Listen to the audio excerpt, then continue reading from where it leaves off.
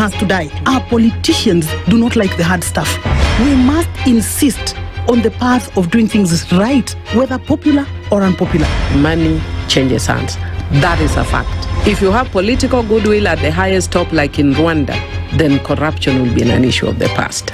If you don't have political goodwill at the top, we will pass laws, we will amend laws, we will continue passing laws and re-amending laws, and nothing will happen. This is the Situation Room, the only way to start your day.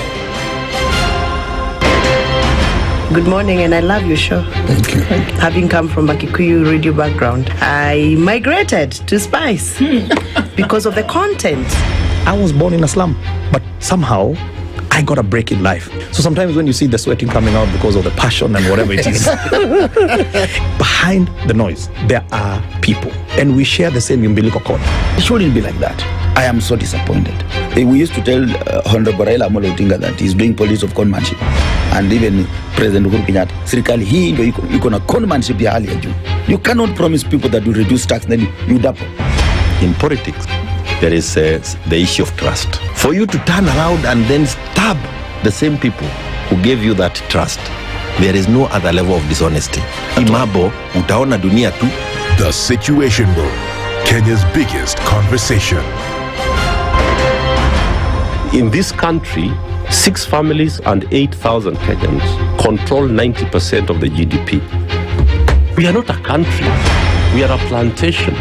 We work for Ruto.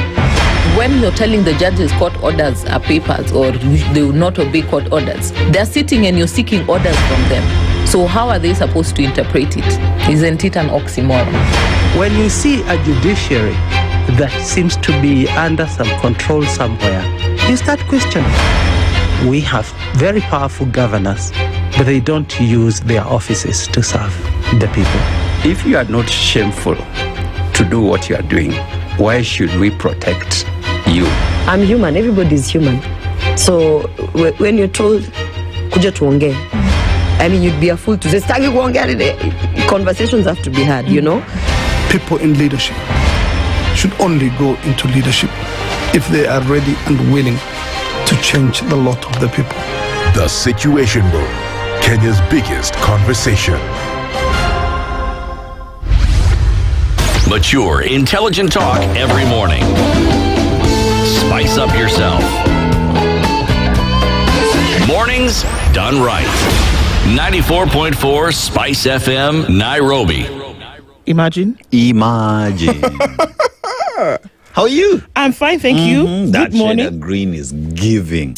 Sunday, emerald. It's the same color that I had yesterday on television, KTN. Yes, you did, actually. And speaking of people who are operating like vampires, who are able to sleep, finish work at midnight, be here at 6, if that's not dedication, I don't know what it is, man. Ni God maze. Sawa basi. God maze. How's your night? It was all right. It was all right. Yeah. It was short, but I am... let me tell you, I'm grateful for sleep. Yeah. I must be grateful. I think my neighbor bought a new television. He was drilling the walls the whole night, so yeah. There's bylaws about things like that. I know. But still. But you know, you have to report those things during the day. One would expect. And during the day, tuko hapa Spice tunazungumza na wananchi. Lakini uko salama? Ashkuru. Very, very good. It's Thursday. Imagine. And we will have a Justice Thursday conversation. Lakini Lydia, hi Lydia. Lydia tuna internet. You don't know me, I can just say my problems and then Lydia will solve them. Yes. Eliud atafanya ile kitu. Okay, but everybody's here kicking it this morning, and today's the day when Dennis is attending that funeral, or Carrie that is, and so of course wishing him all the best. And as we get into things today, we'll have a number of conversations. Very, very good morning to everybody. The weather seems to have taken a different twist, and it looks like the skies are a bit cloudy, and perhaps this is the signs of rain that will come. So let's wait and see, but we'll take it all in good stride. Karibu sana and welcome. our live streams are up. The internet is doing a bit of a thing, so we'll be able to connect with you in just a minute. Our audience on KTN, good morning to you. And those who are tuned in terrestrial radio around Kenya, and of course going into the region and indeed the world. People listening in from different countries. Thank you so much for doing so every morning as you do. Karibu Sana and welcome to the Situation Room. Dennis Aseto and Okoh with you today. We'll have a number of conversations. Let's talk about it. Of course, the world, and the world being Kenya and Kenya being the world at that particular moment, has just been thrown into this tribal deluge in the last 24 hours. And it's scary to imagine that where you thought you had stepped out, it seems that we're still swimming those waters. Yeah, it's actually a storm in the middle of it. My goodness. Never step here, never do this. Don't even, I mean, speaking ill of the dead, doesn't matter who they were. Those form the basis of some of the conversations that we will be having today. Kirinyaga County has a women rep. Her name is Maina. She's also an advocate of the High Court. We'll be having a conversation with her. We're going to combine a number of things. Of course, we'll take some of those political intrigues into conversation. But she joins us at 7 o'clock. We'll be discussing the Computer Misuse and Cyber Crime Amendment Bill 2024. P.S. Raymond Omolo also came out yesterday to say a number of things. And he said, you know what? This has been misconstrued. There are things that are coming out in the public which are not the case. I will we'll read his statement later. But he was like, guys, put it to rest. Some of these things that you're saying are actually not true. Well, that was interesting that he did that, because by the end of the day, the High Court came in and said, excuse me, this is my big red stop sign. And that's not going to happen. Based on orders that were coming in from the court, that particular bill is screeching to a halt, at least for now, until some of these issues are discussed. So we're going to be talking all around that with Maina at 7. All right. And then at 8 o'clock, in October 2023, there was an attack on the Nova Festival that was taking place. And people were killed by Hamas insurgents. There was an attack, essentially, which, according to Hamas, was an answer to the different allegations and onslaught that was coming to them from Israel.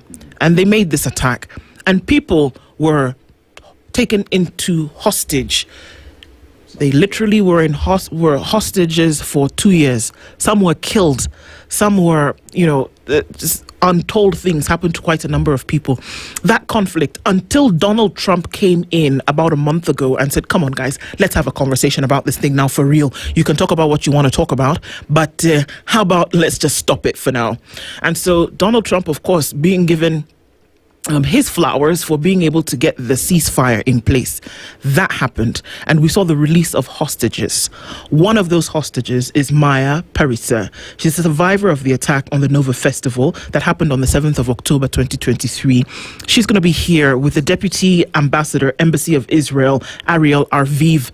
They'll both join us at 8 o'clock. We'll have a conversation. She'll tell us what it was like to be a hostage for the period of time that she was, and what this actually means from her perspective concerning the regional conflict that we've been seeing for the last 30 years.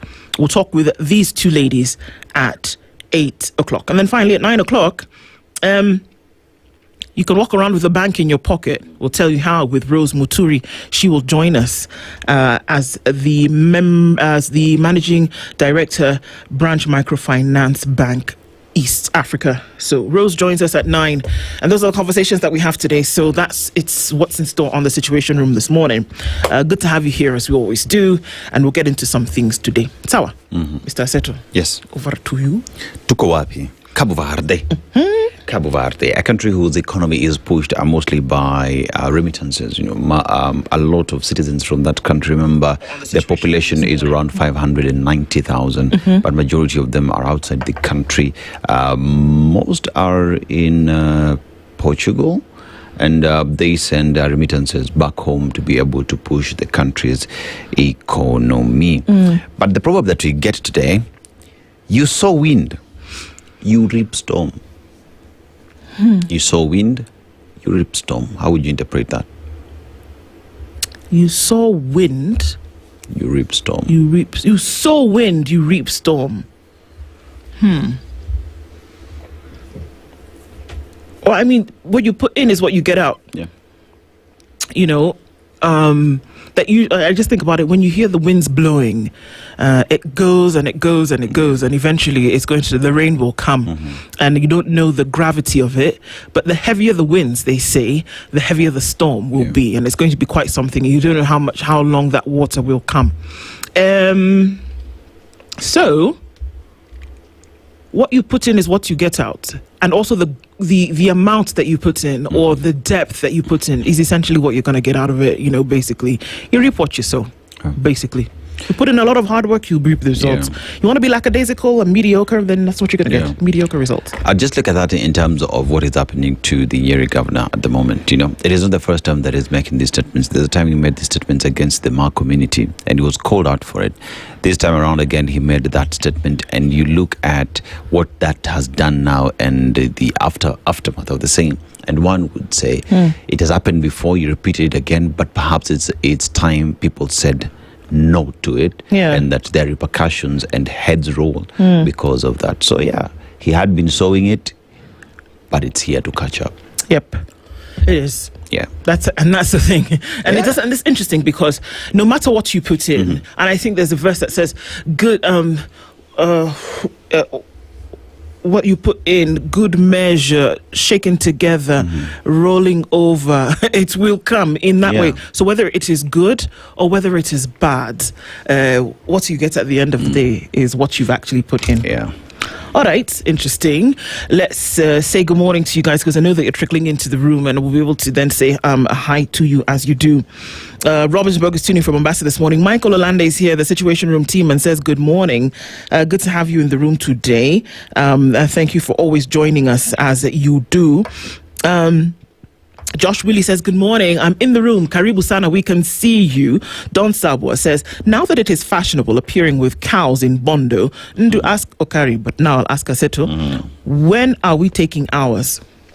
So yesterday we saw the Ken Lusaka from Bungoma, of course, performing a Baluya ritual at the gravesite of the late Raila Odinga. Brought some cows, I believe, but he's not the only one to have done so. But he did that yesterday. So the question is, Inshallah. Inshallah. Okay, there's your answer, Don. Lawrence Kiptai says, good morning. Bwangi Juma's tuning in this morning and says, good morning, Spice family. How are you all this blessed Thursday? Tuko Salama. Tuning from Preston in the UK is where Hemtula Omar is this morning. Ivan Omondi Odera says, hey, DND, Spice FM's finest. Asante. Tuned in from the Kenya Society for the Blind HQ. Coffee in hand, vibes on blast, and pretending to work while you keep Thursday lit. Yo, I love it. These are Kale would make a good couple. Yeah. Ivan Omondi, you need to call Izakale and see how you guys can come up with some literary genius. Leo says, good morning, Princess Ndu and Aseto. Whoever wants you will even kick your kid to get you. ODM UDA faction will kick and scream at anything and everything just to get a reaction from Gachagua. Okay. SA is saying, Don Saba, it's a fashionable. It's not a fashionable trend. It's culture. Tower. All right. Rahim Tula says, my condolences. Who passed? Also, Dennis had a family funeral, so that's what he's dealing with. Rose Gray says, good morning, Ndu and Aseto. Good morning to you, Rose. Hope you're doing well.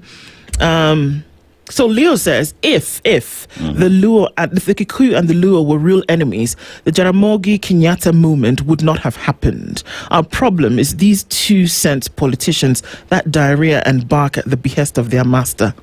Okay. So there's no issue really, or trying to blow it out of proportion, or are there deep-seated issues?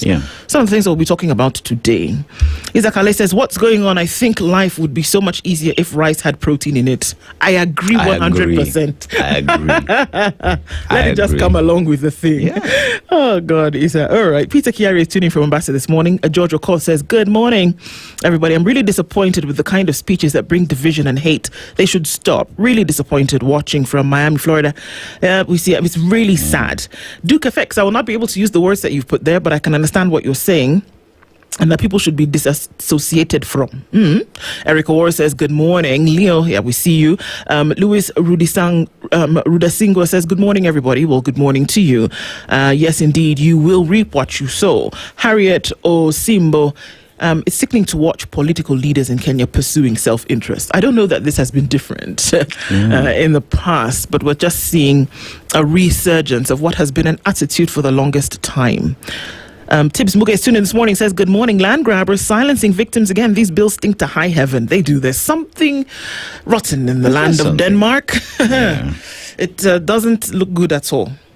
Sao Paulo is where Afropedia is tuned in from. An Eye on Africa watching from Sao Paulo in Brazil. Newton Emase is tuned in from Nyakach. Which county is Nyakach in? Nyakach. It's not in Sia? I don't know. We shall find out. We shall find out. Sindio? Okay.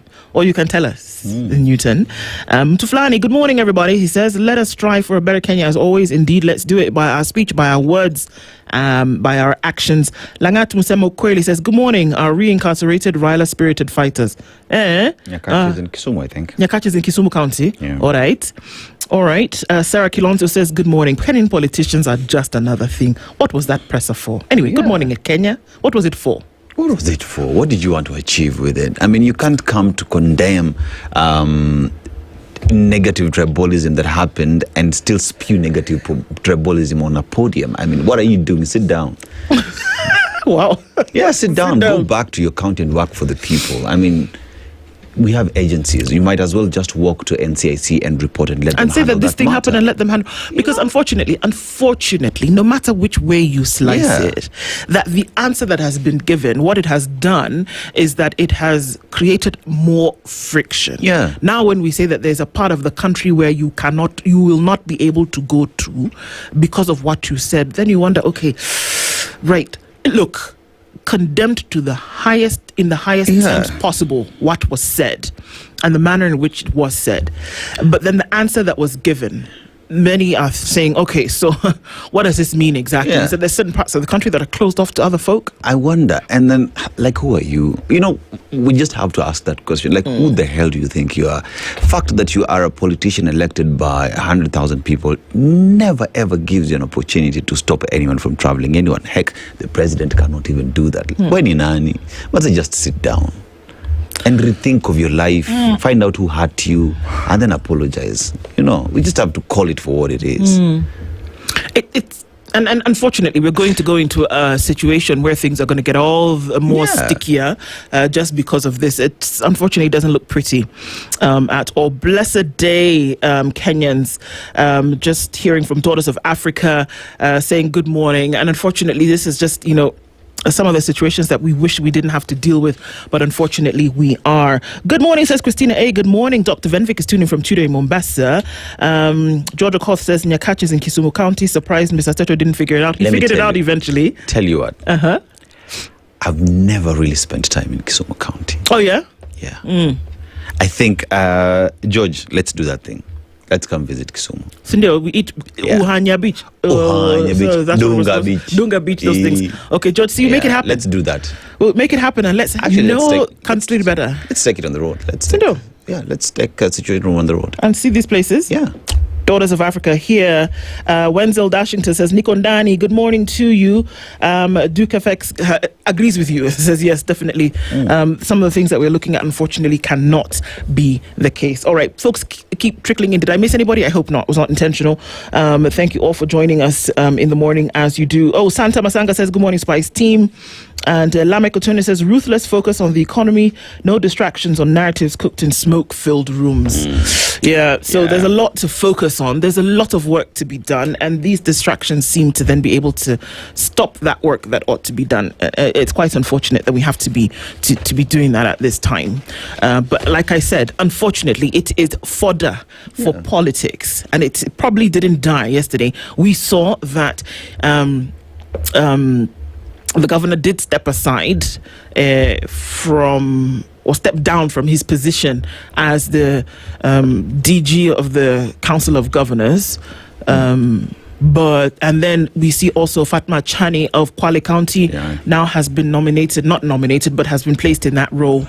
But it's not enough. It's not enough. Because people still want something to feed on. Yeah. You know, it's it's good fodder for this kind of political war. Yeah, we've seen politicians saying that the man should actually just resign all the way as a governor. So yeah. He's actually coming from his own backyard. I mean, Otiende Amolo said it here yesterday. He said he should actually resign. He shouldn't be a governor anymore, because if that's the kind of divisive politics that you want to spark, then we have a problem. But you see, the other governor as well should just do the honorable thing as well. And sit down. Just sit down. You let another person be the governor as well. You know, we can't propagate tribalism on a national platform. I mean, guys, we've been fighting this for 60-something plus years, and then you're speaking, defending the person who's arrested, who fought these things his entire life. Like, even if it's honoring just his legacy, you are misrepresenting the facts. Unfortunately. All right, so what we're going to do now is that we're going to look into the headlines and see the essentially news that is making the headlines. There's a picture of Prime Cabinet Secretary Musalia Mudavadi, and he looks to be in pensive thought. It's a different picture that was taken, but perhaps this is the place that he needs to be right now, because the headline on Kenya's bold newspaper, The Standard, is missing dead silence. Almost a month after Kenyan activists Bob Jagi and Nicholas Oyo vanished in Uganda, their families are trapped in agony and unanswered questions. Kampala disowns knowledge of their fate, while Nairobi's deafening silence and shadowy diplomacy deepen suspicions of a cross-border cover-up and stoke public fury over official indifference. Uganda military, we heard them say yesterday, we have carried out investigations and searched all relevant detention facilities, including custody records and lockup registers, and found no entry relating to the said Nicholas Olo and Bob Jagi between the 1st of October 2025 to date. That's what the Uganda military says. I'm already tired. Nerbert Ochieng, who is Nicholas Oyo's brother, it is difficult for us now that the military and police have denied having the two in custody. This makes us wonder, where are they? Are they alive or taken elsewhere? Christine Jagi is Bob's wife. It has not been easy. I spend sleepless nights wondering what happened to him. Every time my phone rings, I expect good news, but nothing. Nairobi is deathly silent about this. These are two Kenyans. It doesn't matter what it is that they were doing or where they went. At the very least, make an inquiry and make the details of that inquiry, not every little thing that you asked, but the fact that you inquired, make that public. But we've heard nothing but silence. You can cut it with a knife, and the silence is way too loud on a matter like this. They're somewhere, somebody has them, and somebody knows. We got to get to it, guys. Ex-envoy's bitter divorce, 38-year battle, and disinherited children. Who are we talking about? Peter Eshari Aboro, who died in 2014 as a succession battle raged. That makes the national news on page 2. How new law emboldens land fraudsters. If you thought that one of the scariest places on earth was to operate within the NLC, my friend, this new law, in what it does, has now given these land fraudsters powerful. Uji, this is called what? Uji power. Now, this law is the Uji power for the land fraudsters, because they've said, oh, you thought we were there before. Sasa. We are coming proper. You know, Uji power is famous because of ginseng. It's the ginseng. So this law is the ginseng in Uji power. For Uji power. My lord. Anxious wait as families of two abducted activists fear the worst. Sadly, you can imagine the horror that somebody that you lived in the same space with is not there for 30 days. And every day, the horrific possibility that somebody could tell you something is wrong, that's enough to drive any man mad. And that nothing is being done about it makes you the Mad Hatter. Cabinet shakeup looms as Ruto moves to tighten grip on ODM. I asked Otiende Amolo yesterday, and I said, the president seems to be asking ODM to stay intact. Can he do that? What did he say? He has no business telling us as ODM what to do. Well, it seems that somebody wants to have the folks at ODM held by the short and curlies. So let's wait and see what happens with this cabinet shake-up. Senate seeks formula to censure gender gap is bridged. They've been dealing with this thing forever. Every time they wanted to debate it, there's no quorum. There's no quorum. 3 times there was no quorum. What did Chief Justice Emeritus David Maraga do? Declared the thing unconstitutional, said all of you should go home based on this gender thing. If you wanted to do it, you would have done it. Yes. Come on, stop wasting your time. Duka enda nyumbani. Enda nyumbani. And I think that should be the case until when we finally implement that question, because can we having a constitution with its demands, but we operate as if we do not have the constitution? Very simple. Simple. You don't have it, create the space for it. The constitution says no more than 2/3, then ensure that at least 1/3 is of the opposite gender. Period. Nobody's talking about women are greater, lesser than, fairer. 2/3. Fix it. Then let's do something else. You see, the fallacy or the misconception is that this bill or this act of parliament has been construed to favor women. Remember, it talks about gender. If it was the opposite, it is the men who would be fighting for that position. Exactly. So what needs to happen is the constitution has spoken on what must be done. What we have to do is to implement that constitution. They've given you the formula.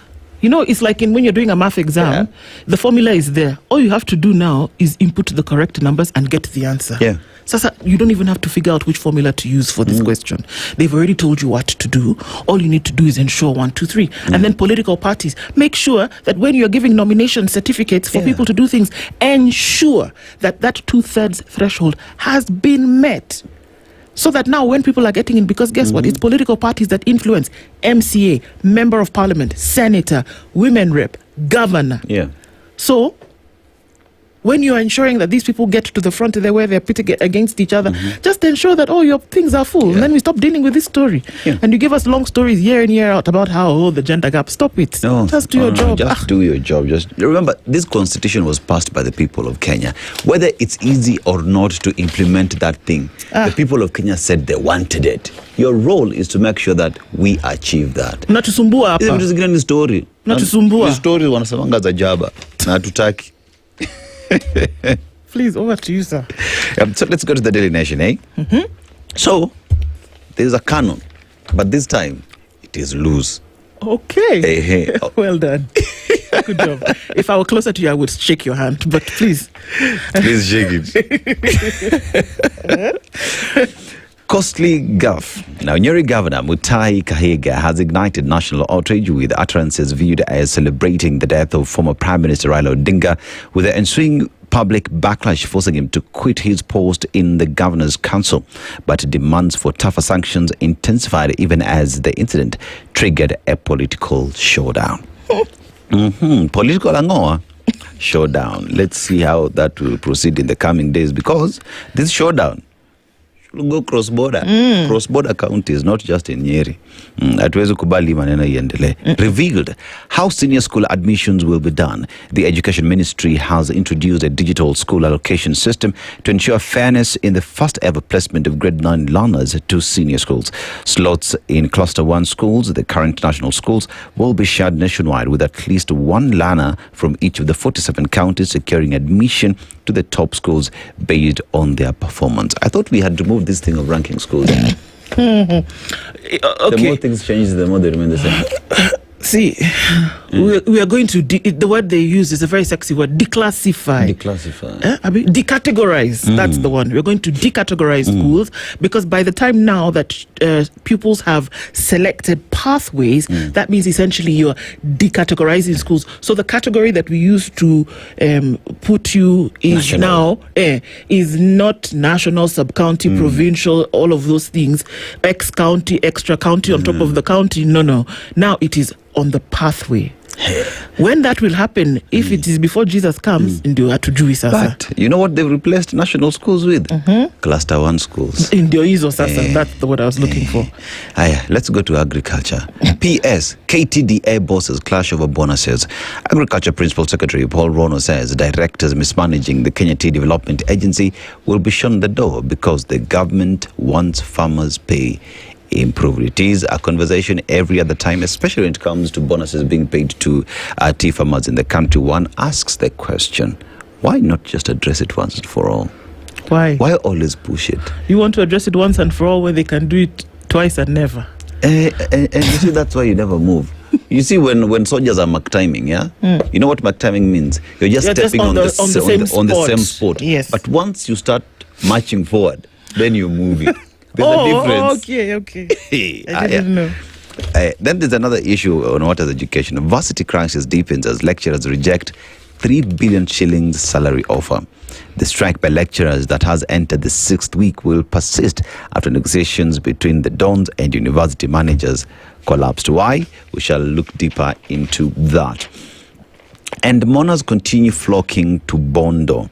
Yesterday, since the former ODM leader's burial on Sunday, there has been a steady stream of visitors at Kango Kajaramogi. Yesterday, Kikuyu elders condoled with the Odinga family at Kango Kajaramogi. You know, so when we are some are trying to bridge that tribalism card, the elders from these communities are actually meeting and saying, we are here to bring our condolences.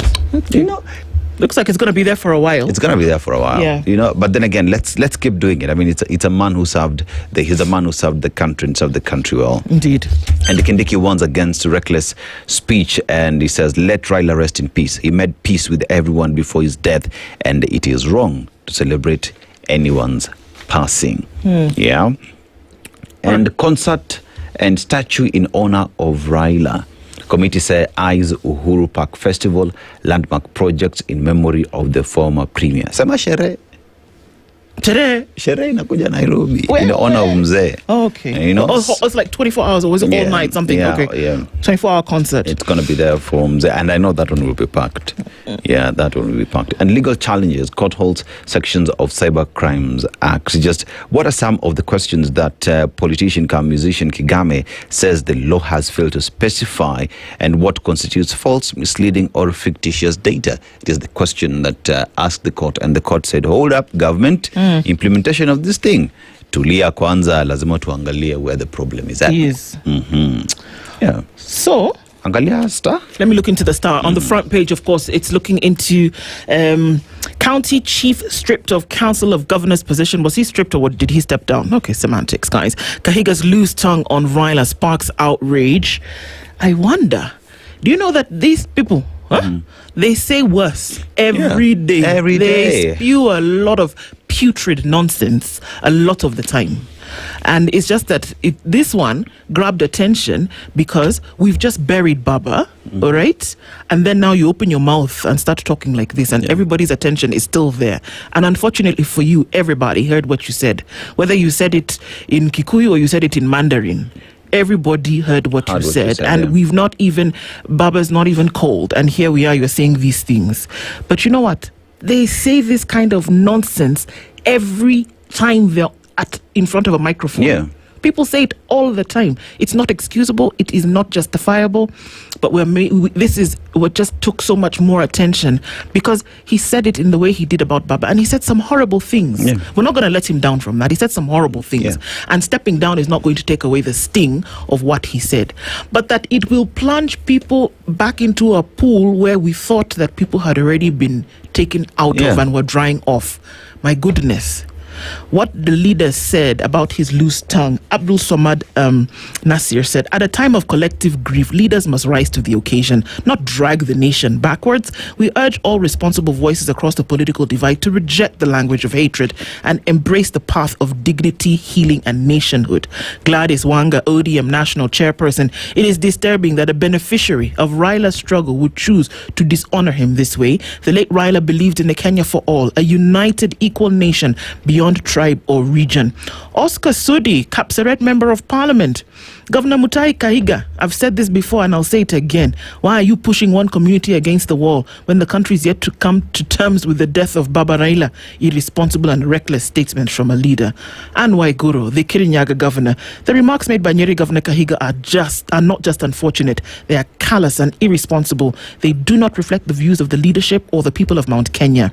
As a people, we stand with the rest of Kenya in mourning a great statesman, Raila Odinga. Everybody came out yesterday and said there was a presser that was called Council of Governors sat their meeting. I don't know if it lasted more than 30 minutes and they were done with the business of the day. And by the end of his statement, he's no longer the vice. He's been replaced by Fatma Chani and we keep it moving. But what he said is going to sting for a while. This weekend, see, it's starting tomorrow. People are going to be back on the top of vehicles. Wataongea. Ngoja uone. Puzzle deepens as Uganda military denies holding Jagi and Oyo. Where are these men? The last we know is that they went to Uganda. The last information we got is that they were taken by officers from Uganda. Yes. So question is, if military don't have them, police how don't about have police? them. Police said they don't have them. Police don't have. Yes, the first person to have made a statement last week was the police boss and said that, who? I don't know, everybody. The same guys who usually have abducted one Kizza Besigye and always say they don't know, despite the fact that he was taken in the glare of daylight and still don't have Kizza Besigye. Okay, it's those guys. Yeah. Okay. Yeah. It is not possible that Nairobi is quiet about two Kenyans who last went to a neighboring country. The Ministry of Foreign Affairs, MFA, is quiet about this. It cannot be. I don't care if they're activists. I don't care if they are bird watchers. I don't care if they're in the highest tops of government. They're missing. Somebody needs to be asking a question. If you're not, one must ask, what is your foreign policy and what is Mofa doing? Yeah. I mean, there's a question that we need to ask, because remember what happened with Boniface Mwangi in Tanzania? Again, MFA was quiet on that. I mean, question is, why are you in that office if you're not protecting the very own people you're supposed to protect in such spaces? Oh, they want us to make noise. They want, eh? Yes, they want us to make noise. Okay, fine. Bridge health research gaps to impact lives, urge experts. Of course, this we're looking at where, you know what, there could be so much that we would then be able to do if the research gave us insights into certain things, disease patterns, demographics when it comes to where these diseases and who then would be affected by them. If you put money in the research, what you're likely to do is you're going to be able to scale up on preventative health care. Bridge, and that's what we're talking about. Family of woman killed by officer decries slow probe. The family of Lucy Okech, who was shot by police in Homa Bay, is demanding justice for her, and they're saying it's taking a little bit too long for you guys to figure out who killed our loved one. Looking at other stories making it into the Star today. Batuk breaks silence on Kenya atrocities amid mounting pressure from Parliament. Of course, there Nelson Koech, who is the chair of the National Assembly Committee on Defence, Intelligence and Foreign Relations, speaking there. How DP-led team averted chaos at Raila's funeral. Okay, well, kudos to you. And state to open over 1.5 million acres for private investment. All right, it's good.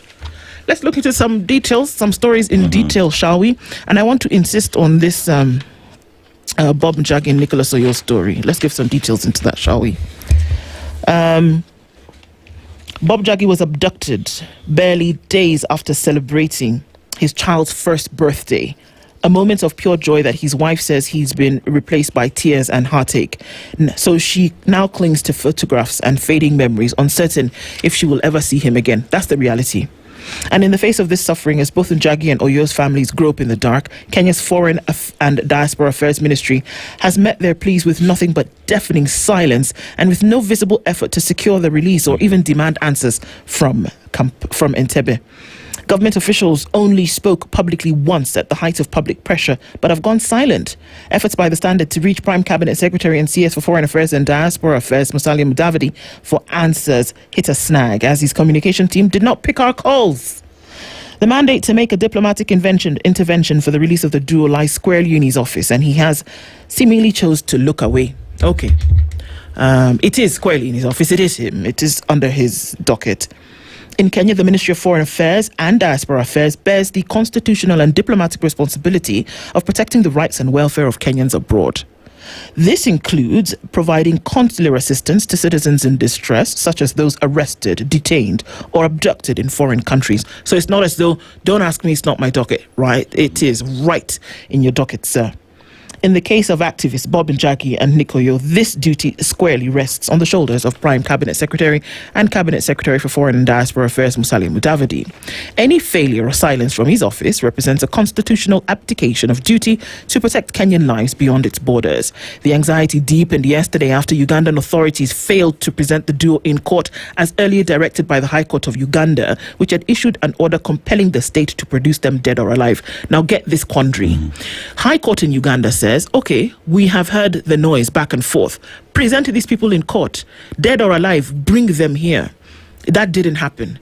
So the military then came out later and said, well, we don't know who these guys, we've gone through lock registers, all holding, we can't find them anywhere. So what would incline the High Court of Uganda to ask that these gentlemen be brought before court if there is no knowledge of their existence in Uganda? Sijui kama unanielewa. Nakuelewa. Because judges and judicial officers don't just speak when they are bored. There is something that they act on. So what is it that made them say present them here? You can't present somebody that is not in the jurisdiction. Yeah. I'm just saying. And then again, you remember, Ndu, here's the thing. Every foreign citizen who's in the Republic of Kenya today, it is the responsibility of government of Kenya to assure their security and their well-being in the country. You know, it is the same story and scenario when you go to Uganda. It is the government of Uganda to ensure that any foreign citizen that is in the country is able to do their business in a peaceful manner, is able to walk around easily and even provide their security. So in an instant where a foreign citizen came to your country and disappeared, it is the responsibility for security operators in the country to answer the question, where is this man? Have you conducted your investigations? Because that is the only organ that has the powers to do so. So when judicial officers are acting, they're acting first of all based off evidence presented in court. And if that evidence convinces the judge that there is a case to answer, that there is a matter that needs to be handled, they will give their orders. So just coming and saying, hatujui, iko kitu fishy. Come on. Iko kitu in fishy. this day and age, that cannot be the kind of answer that you're giving, that we don't know. Oh, we have not heard. We've checked even under the bed and we cannot find them. Stop it. You know, we can't be doing this kind of thing in this day and age. Look at somebody's wife. Look at their family members who are in utter trauma and distress day after day, night after night. They do not know where their kith and kin or their beloved are. And these are people who fight for justice. Bob Njagi is not the first time. Bob Njagi was abducted in Nairobi, in this Kenya. You know, by who we still don't know until tomorrow. Then he's still continuing the work that he's doing and goes to and then you're telling us that you don't know it. No, we need to actually be serious. Stop it. Bring it home. Just stop it. The High Court in Uganda has requested that you present him to court dead or alive so they know something. Then the military is telling us that they don't know. The police are saying we have not seen them. So who will know? So what, you are not doing your job in your country? Let's ask the question. Have they given the court in terms of the investigation on these people's last known location, in terms of tracking their GPS, their phone location and all these things?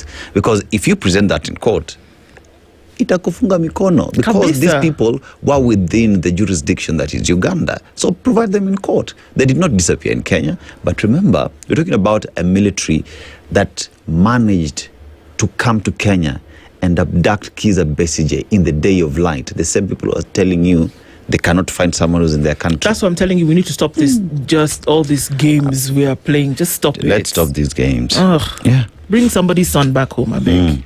So let's still go to the court, but in Kenya. All right. And the court has halted sections of Cybercrimes Act. Why?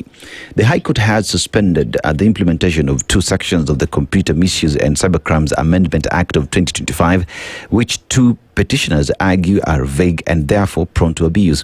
The court suspended the operation of Section 27(1)(b)(c) and 2 of the Computer Misuse and Cybercrimes Amendment Act of 2025, pending the hearing and determination of a case filed by gospel singer Ruben Kigame and the Kenya Human Rights Commission. Mr. Kigame cited the amendment to Section 27, which criminalizes the publication of false, misleading or fictitious data, saying it is unconstitutionally vague.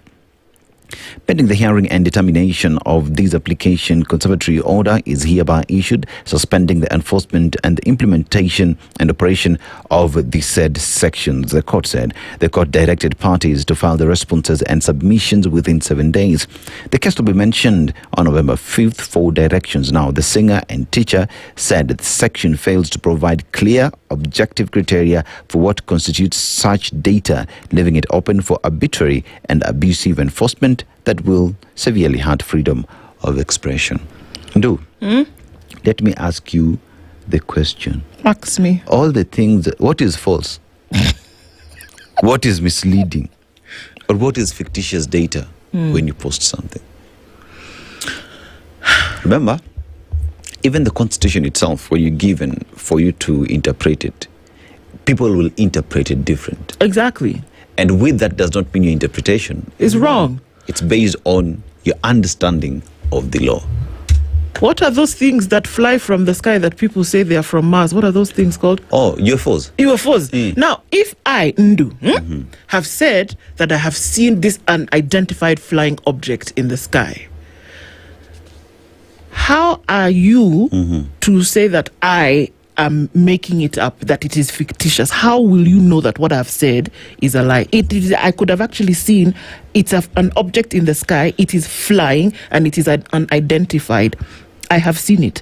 I could be suffering from schizophrenia, but that's notwithstanding, I have seen it. How will you then prove that what I've said is a lie? Did I have so you your can eyes? arrest me. Thanks. So you can arrest me. You can charge me 5 million shillings, or you can send me to jail because I've then put on my social media, guys, nimeona UFO leo asubuhi. How do you know that what I've said is a lie? Yeah. What if somebody who is a politician actually insulted me and then I took to the, and then how do you know? Were you there? Yeah, were you there? What if it was just two of us? So that's why there's so many gaps that it leaves open. Yeah. How do you know? Then can you punish me for something that you do not know conclusively? Yeah. And then you also look at those who would be implementing this law in terms of fine. You've gone and reported to the police.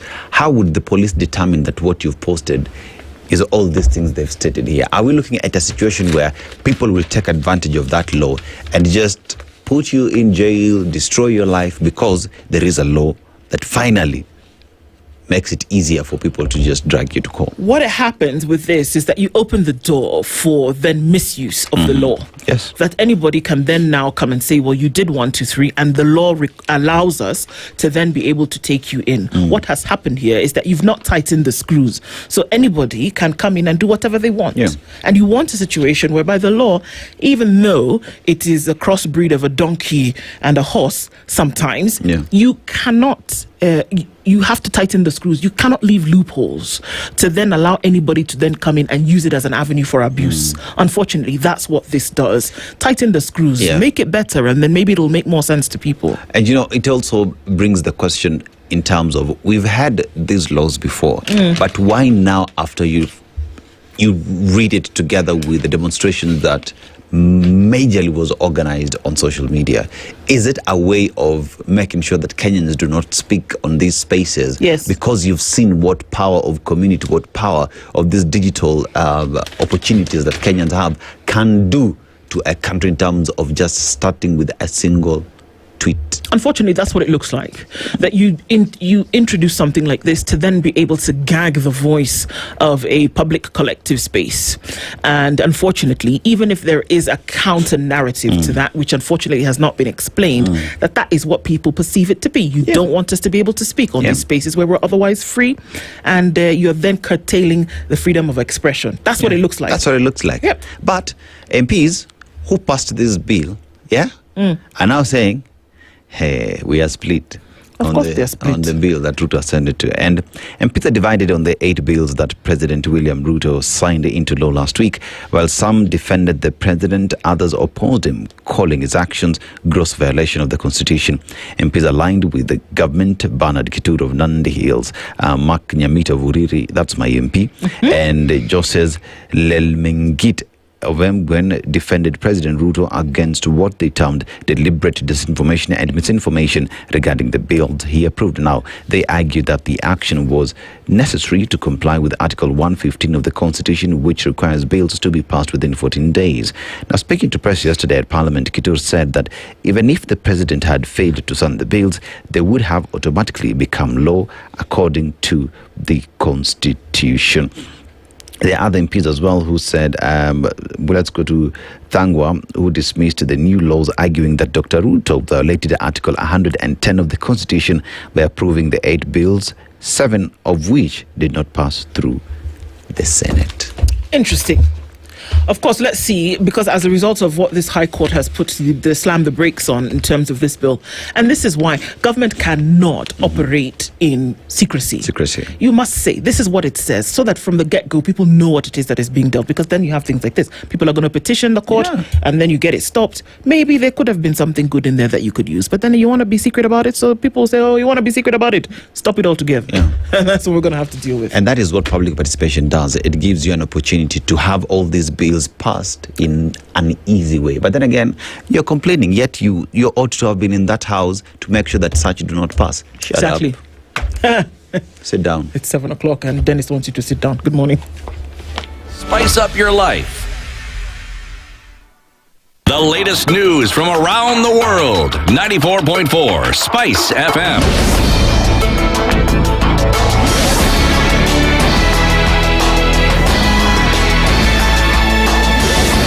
Good morning. This is the news wire. I'm Leah Obaga. The Kenya Meteorological Department has warned of heavy rainfall across several parts of the country beginning today, confirming the onset of the October, November, December short rains seasons. In a statement, the weatherman said rainfall currently being experienced in parts of the Lake Victoria Basin, Rift Valley and highlands west of the Rift Valley is expected to intensify within 24 hours and spread to the highlands east of the Rift, including Nairobi as well as the southeastern lowlands. According to the advisory, the heavy rainfall will persist over the coming days and extend to parts of the northeastern region from next week, marking the likely beginning of the short rains over most areas.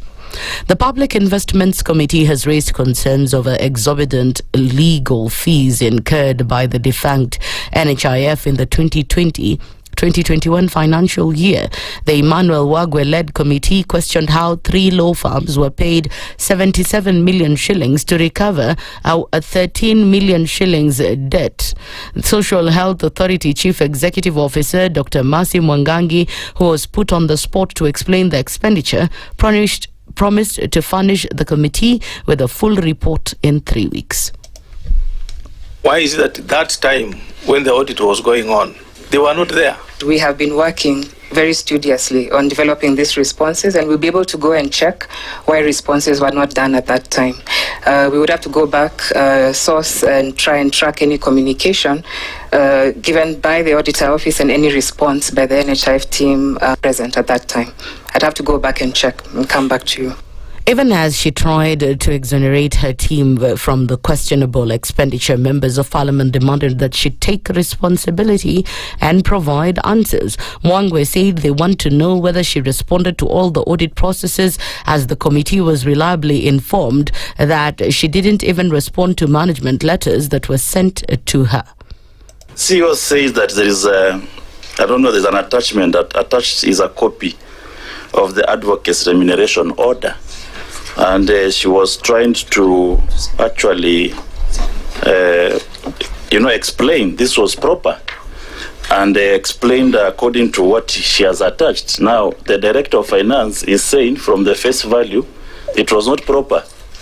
So, which is which from the same organization? The legislators also called on the Church CEO to consider seeking amendments to the Social Health Insurance Act in line with what Kenyans are asking for. The strike across universities, which is in its 6th week, continues as lecturers have rejected an offer of 3 billion shillings in salary increment. WASU's Constantine Wesonga has said the strike, which has now entered its 37th day, will continue until the government meets all its demands. The Salaries Remuneration Commission had proposed to allocate 3.1 billion shillings as salary increment, although lecturers have rejected the idea. Japheth Mwema is the secretary of the University of Coast Students Union. We have arrears for the CBA 2017-2021 amounting to 8 billion. The government has said nothing with reference to these arrears, and it must engage the unions and it must pay 8 billion to members of staff. Yes, sir. We are not negotiating further because this has been negotiated and determined by the court. Yesterday, students at the University of the Coast in Kilifi County staged a protest to pressurize the national government to pay lecturers their dues in order to end the ongoing strike. Mr. Migos, the other time you were here in Pwani University during the Kilifi Elimu Mashinani project, and you said you are going to resume classes tomorrow, and up to date hiyo kesho haifiki. Kama serikali iko na pesa ya Nyota project, mbona isishindwe na pesa ya education? Sisi kama wanafunzi wa Pwani tunataka kurudi darasani, tunalipa rent, tunalipa chakula kwa sababu ya mambo yote, kwa sababu na tumeshalipa school fees. Daily expenditure ya minimum comrade ni shilingi 200. Hizo pesa ni here to spend na tunafanya kazi. Lakini kuliko tuna spend pesa na hakuna kitu yenye tunafanya. Kwa hivyo tunaambia hivi mtukufu Rais William Samoei Ruto, kama unaheshimu PhD yako, rudisha lecturer wetu kwa class. And in the international scene, Vice President J.D. Vance has warned that the United States and allies face a tough task disarming Hamas and building a peaceful future for Gaza, as Washington sought to reassure Israel over the next steps in its ambitious ceasefire deal. Vance met Prime Minister Benjamin Netanyahu on the second day of the trip of Israel, part of a diplomatic blitz in support of the U.S. brokered plan to end the fighting, recover hostages, and eventually revealed the devastated Palestinian territory. In an Israeli government spokeswoman said Washington's top diplomat, Secretary of State Marco Rubio, is due in Israel on Thursday and will meet Netanyahu on Friday. That's the news wire. I'm Leah Ubag.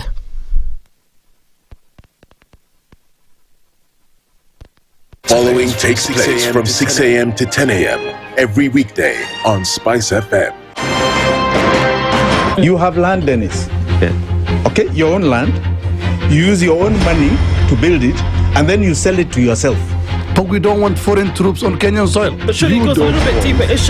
This is it. If you find the tree is withering, then you call the person who is managing that tree. Come around. Why? Tell me what is first of all, what's the problem? Yes, what is the problem there? How do we expect ourselves to move forward as a country? The Situation Room, Kenya's biggest conversation. The following takes place from 6 a.m. to 10 a.m. every weekday on SpiceFM. Presidency is fairly interesting in the sense that it will actually take us to a new consciousness. Swali zile watu hawaulizi na swali muuliza na shangala ni aje, kwani huku kunaendaje? 30 billion shillings annually on travel alone in public service. A Kenyan can even demonstrate every single day of his life that Ruto must go. That is the only message of his demonstration. That is his right. That bribe blinds the eyes of the wise and subverts the cause of those who are in the right. This is the Situation Room, the only way to start your day.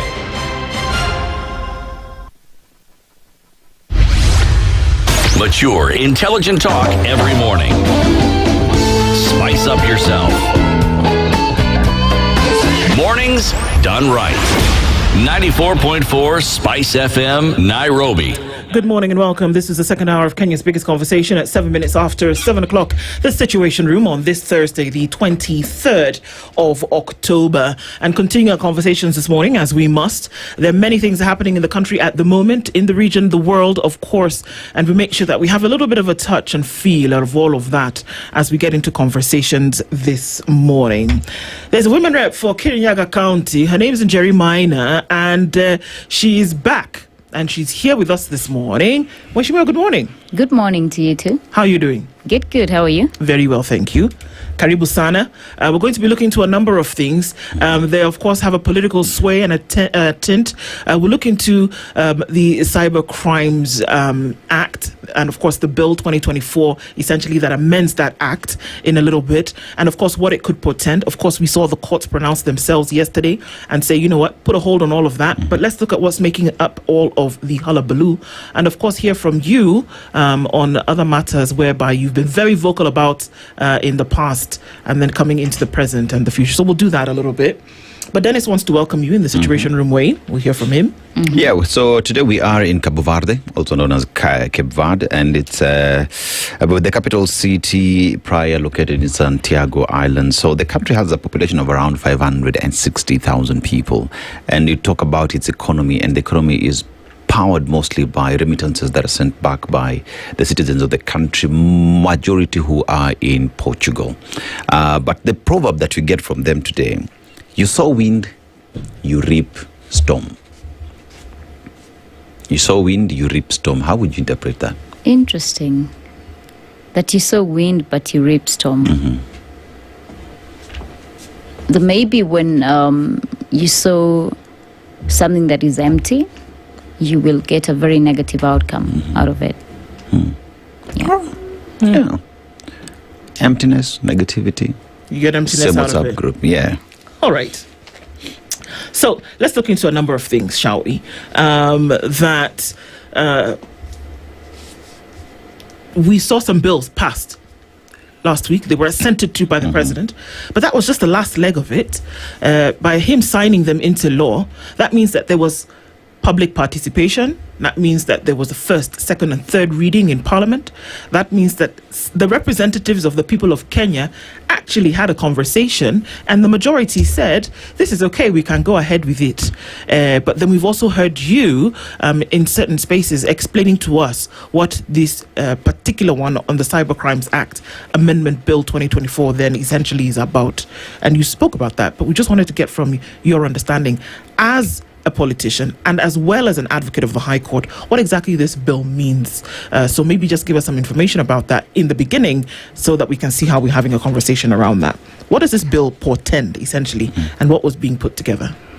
I think there's a lot of conversation about the bill, and essentially now it is an act because the president recently assented into it. Yeah. And we do recall there's a mother act, the 2018 Computer Misuse and Cybercrimes Act. And these acts now portends, the 2025 one, portends to amend the 2018 Mother Act. And, you know, the devil is always in the details. If you just glance at it, you could think that it is very short. It's very brief, by the way. I think 7 clauses at most. Very brief. But then if you go deeper and check the very integral parts that it portends to amend, you find that it wants to muzzle Kenyans in the way that we do have the NC4. It's the National Computer and Cybercrimes Coordination Committee. It has been given express powers by these amendments to switch off, to delete websites or applications without any consultation with a judicial authority. So they can just decide at night, well, we don't like TikTok, what's happening there? Let's switch it off. We don't like the conversation on Twitter, let's switch it off. And that is my concern, because it will affect expressly Articles 32, 33, and 34. The freedom of the media, that is 34. 33, freedom of expression. 32, freedom of belief and opinion, because Kenyans do have a right. And it is so general in the scope that sometimes I tell people, I was joking, that saying one term can be declared unlawful. You know, what is unlawful? It is so vague in its description. And we know that the Kenyan government and African governments and governments cannot be given that power without supervision. So that is my major concern for me. It is the devil in the details. Right. So to then be able to, according to what you're saying, 32, 33, 34, those articles in the Constitution which guarantee freedom of expression, the question is that where do freedoms end and where do others begin? In terms of curtailing and saying, you know what, you can't just say anything, but then what can you say? And then who should be the one to decide what you can or cannot say? Who's the one to decide that what might hurt you would not hurt somebody else, so that somebody else would be able to gloss over it and not have a feeling? And I take this very expressly with former President Uhuru Kenyatta. The man got off X. And he said, you know what? Okay, fine. You guys can be there saying whatever you want to say. I will remove myself from that space and continue doing what I want to do. We've seen a kind of a different thing here with President Ruto, whereby people have said and done and drawn and not drawn things. And there seems to be a direct answer to that, that you cannot actually be in those spaces doing the things that you want to do. Should you then be able to ignore, as one did, and not pay mind to it? But then on this other side as well, do you as an individual feel sensitive when you see something like that, and then use the law essentially to protect your feelings? I don't think we're having a different conversation in terms of the current amendment and the Mother Act, because the Mother Act is very express on what is unlawful or illegal in regard to cyberbullying and cyber crimes and all that. And that even the Constitution of Kenya, if you do read Article 33, the one guaranteeing the freedom of expression, expressly states what is not freedom of expression. But then I do think the conversation that is being pushed by the government is that, well, we are actually enacting this law to ensure that, or rather the amendments are going to address concerns about cyberbullying and harassment. But the Mother Act already addressed that. The actuality of it, or the facts of it, is that it is actually hiding behind it to empower the NC4 without supervision. What I'm asking for as an advocate, as a court officer, let us have supervision. The NC4 cannot be the judge, the jury, and the executioner. It cannot decide overnight. I mean, we have seen when there were the commemoration of the 25th of June protests, that some media stations were actually gagged, you know, without prior supervision. That is the danger. Just imagine what would happen. What happened in Nepal? I mean, we must make laws for posterity. We must also borrow from other legislations and other countries of what would happen if there is a crisis in the countries. There's an election and then suddenly the media is shut down. You know, people are so used to this form of communication now. But then empowering the NC4 does not mean that unlawful activities or illegal activities are being perhaps maybe given a leeway. The Mother Act addresses those concerns. They are there. It is only that perhaps people pursue or decide not to pursue a matter in court. I can tell you as a fact, because I am an advocate and I have been harassed online politically. But there's also what we call political satire. We've seen it even with in the US, the most developed of democracies. That is something that we must protect for the media. I saw a cartoon, I think yesterday, it was on the Standard, you know, and it was about these cybersecurity act. And you know, for someone, it could be unlawful. I mean, they could decide they don't like it. But we must specify, is it the penal code that you're referring to? You know? We have all these other legislations that expressly state the offense, but you just can't generalize it and then abuse that, like we have seen with the Prevention of Terrorism Act.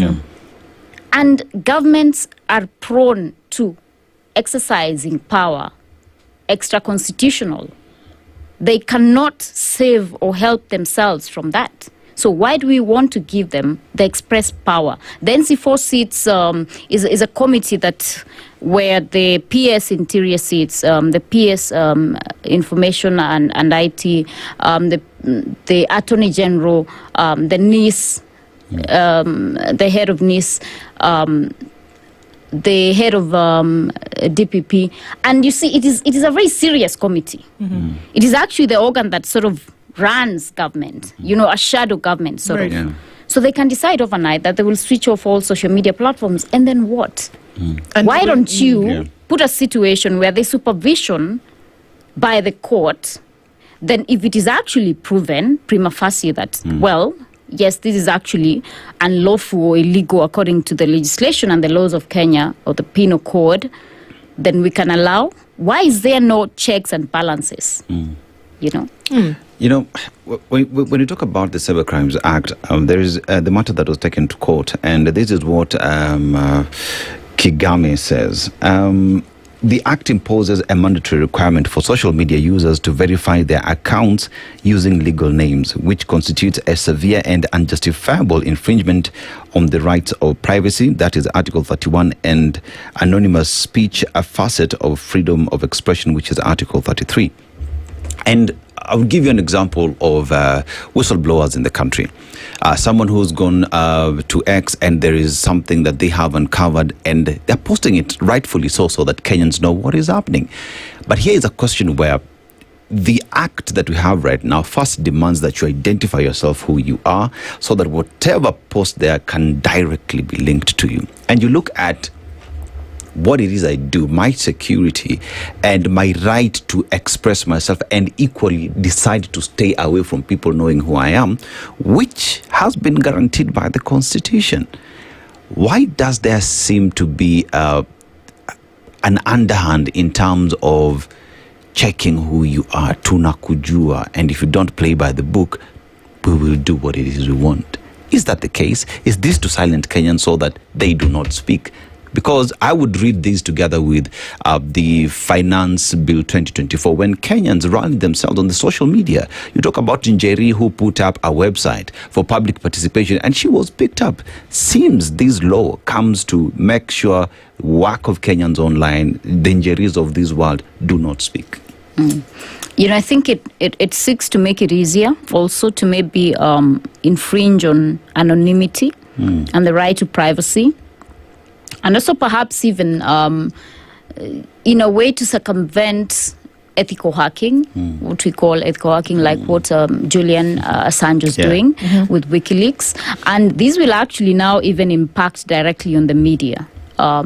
Because then journalism also sometimes, the information that they might be covering might not be considered pro-system. And like I've said, the very vagueness of it, the amendments means that they can come for anyone. And to me, I do feel that even this provision that now they can even seek extradition if you maybe you sought maybe asylum in the US, in Canada, they can now seek extradition to have you here and have you tried. So I do think that it is just the government is stretching their long arm. They're telling you, we're going to find you, like, wewe unasema nini online? Why are you telling people this, XYZ? And that is my major concern. And I'm glad that, even my senior, Otiende, was here yesterday, and he admitted that in Parliament, what passes is what is. Sometimes you'll find that members are not even perhaps maybe really scrutinizing the bills that are on the floor. So it is just the ayes and the nays, and people are just saying aye, and I'm like, oh my, have you actually scrutinized Do you know the substance? The substance of it, the effect that it will have cascading down. And I insist we must make laws for posterity. It is popular right now, maybe perhaps because some of those members are quote unquote in the broad-based government. They might not be in it 2 years from now, or 5 years or 10 years from now. And it will impact negatively on the Kenyan people, and especially the young people, the Gen Zs who have taken it upon themselves to express and converse and, associate and ensure that they push for better governance. It is a message that the government wants to send to them, that we can see you, we are coming for you, don't you dare. We can shut off your account, we can delete it completely. And yet... And we don't even have to go to court about it. Indeed, or ask anybody for orders to be able to do that. And yet, the government seems to have their knickers in a twist over this, because PS Raymond Omolo then did come out yesterday to say, okay, all the hullabaloo is for nothing, essentially, because he said that... he issued a statement yesterday, rather on Tuesday, and he urged Kenyans to read the actual contents of the amended law rather than rely on social media commentary or selective summaries. He said that the majority of the online posts misrepresent the law's intent and its provisions. And then I quote, "A lot of what is being shared online about the amended Computer Misuse and Cybercrimes Act is misleading or outrightly false. We encourage citizens to read the adopted bills themselves to understand what has been changed." According to him, the new amendments are progressive and aim to strengthen Kenya's cybersecurity framework by increasing the power of the NC4. He said it is now empowered to issue legal directives against websites and online platforms found to be engaged in activities such as child pornography, human trafficking, and terrorism. It is along those lines that they're saying the NC4 has been empowered. He said that the act includes tougher measures to prevent harmful online behavior, such as deliberate actions that drive victims to suicide. bullying and things like that. He stated that the provision demonstrates the government's commitment to protecting Kenyans from engaging in forms of digital harm and abuse. So it's not that Big Brother is watching you, it's that Big Brother is holding you. Do you see where I'm going? He then went on to say that the changes came at a crucial time as Kenya continues to advance its digital superhighway, one of the flagship pillars of the bottom-up economic transformation agenda, and he emphasized that a secure and trustworthy digital environment is essential for innovation, e-commerce, efficient online services, and the protection of citizens' data and livelihoods. That is where the government is coming from. It is to protect Kenyans from vices. It's not that Big Brother is watching you and will snuff you out at the touch of a button. I think that's why I say that the devil is always in the details, you know, and just for avoidance of doubt, I do like, because I'm an advocate, so I always rely on evidence. I do have the very act that was, the bill that was published, you know, the first publication done, and it has a stamp of the National Assembly, okay?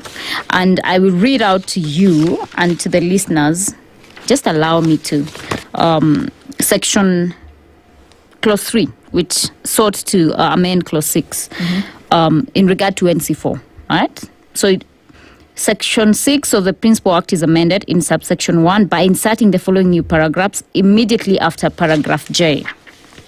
It says, because he said that, you know, legal, he mentioned something that, you know, it is going to give a legal directive. Yes. Where it is proved that a website or application promotes illegal activities, child pornography, terrorism, extreme religious and cultic practices, issue a directive to render the website or application inaccessible. You always have to look beyond what is being seen. What can be termed as illegal activities? It is too vague. It is too general. Then you go to now, they actually further amended clause 3, and this is the order paper, supplementary order paper for Thursday, September 25th, 2025 at 2:30 p.m. So they further amended the clause that I read to you, and they say that clause 3 of the bill be amended by deleting the proposed new paragraph JA and substituting therefore with the following new paragraph JA, where it is proved, just listen to it and see the difference, where it is proved that a website or application promotes unlawful activities. They even make it more vague. Promotes unlawful activities, child abuse, terrorism, or religious extremism and cultism, issue a directive to render the website or application inaccessible. Now, if you look at it from face value, you're going to see terrorism, you're going to see child abuse, religious extremism, cultism, and you might stop there. But then you ask yourself, what is unlawful activities? And what is this power that is given to the NC4 that says to render the website or application inaccessible? What exactly is that? So because there's ambiguity, yes, what it does is that, and just from a legal point of view as well, because of the ambiguity, what it does is that it gives a blanket carte blanche, essentially, for anybody to come and arrest anybody over anything that they could deem to be unlawful. Yes, you'd be very shocked. shocked. Threshold. You know, there's no threshold, and it is very intentional.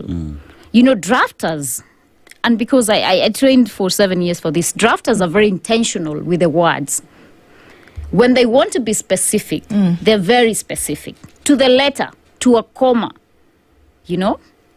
But then when they want to be vague, they want to be as broad as can be so that anything can go.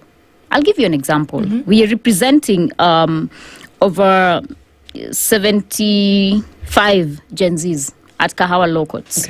They're being charged with what we call terrorism under POTA. Terrorism is an international crime. So even the US government is interested in XYZ person who has been marked as someone who's been charged with terrorism in Kenya. So that means that if you're 19 years, because some of them are 19 years, some of them 18 years, that for the rest of your life, you're going to have something behind your back. You know, you're going to have a tag on you that's just never going to go away, because this is an international crime. If you want to travel to Canada, if you want to go for this Kazi Maju program that the government is, you know, advocating for and telling the young people that they have employment opportunities for them, you have a tag on your back.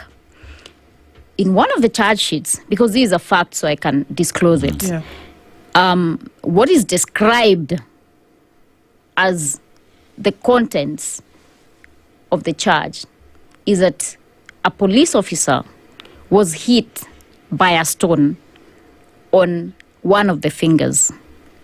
Pray tell, for you to be hit with a stone on just, a hand has 5 fingers. They're usually together. Usually together, right? So for you to be hit with a stone on one of your fingers, how tiny does it need to be? Okay? And that is those are the contents that have been used to charge some of the terrorism, because POTA is so vague, it is so broad, it is so wide in description. And the drafters of it in 2012 did not foresee that it could be abused. And that's why I insist that we must make laws for posterity. We must think about the future. How can this law be abused? How can it be used by governments that want to maybe be an autocracy?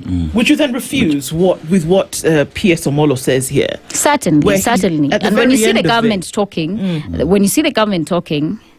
there certainly is something about that law. At the very end of it, he says, all of this is being misconstrued. People are not reading it. And so they're making decisions based on what other people have said. And he finishes this by saying, these laws are actually there to protect people, to protect Kenya's children from pornography, child trafficking, online trafficking, and things like this. And not to give the Big Brother stance where it wants to be punitive, but the Big Brother stance where it wants to be protective. No? But we've no issue with that. I've no issue with protection from child pornography, child abuse, terrorism is too vague for me. But I have an issue with unlawful activities, which is non-defined, too vague, too broad, and giving NC4 powers to render the website or application inaccessible, even without judicial oversight. Would you be able to go over again who makes up the NC4? The NC4 is it has quite a number of persons that sit there. Yeah. But there's a PS. Of course, Omolo would sit there certainly. Then the PS ICT.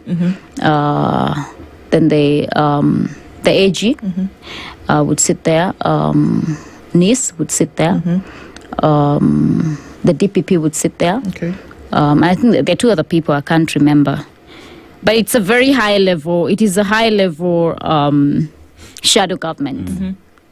Okay, I mean you can tell from the persons that I've mentioned. So when they have the powers to shut down applications or websites, Facebook is an application, Twitter is an application, so is TikTok. When they do have that power to shut down websites, maybe like what Njeri was doing when she was just merely trying to have people participate in opinion expressing themselves, Article 32 of the Constitution of Kenya. When you give the NC4 express powers to shut down, I mean, really, have some decency, have some just judicial oversight. There is nothing that would be amiss with filing an application in court, having the other party respond, and then a ruling is given or a directive that XYZ is actually illegal or unlawful because it offends sections XYZ of the Penal Code or any other legislation in Kenya, and it is pulled down. But then if you want to just have express powers as a government, that is essentially the government that I read. It is a government that sits on NC4. So you can't just give those express powers to the government without supervision. They will be abused. Yet, you talk of the PS says this is meant to protect Kenyans. So here is the specific article that you have a problem with that gives express powers to NC4 to do what it is they want to do.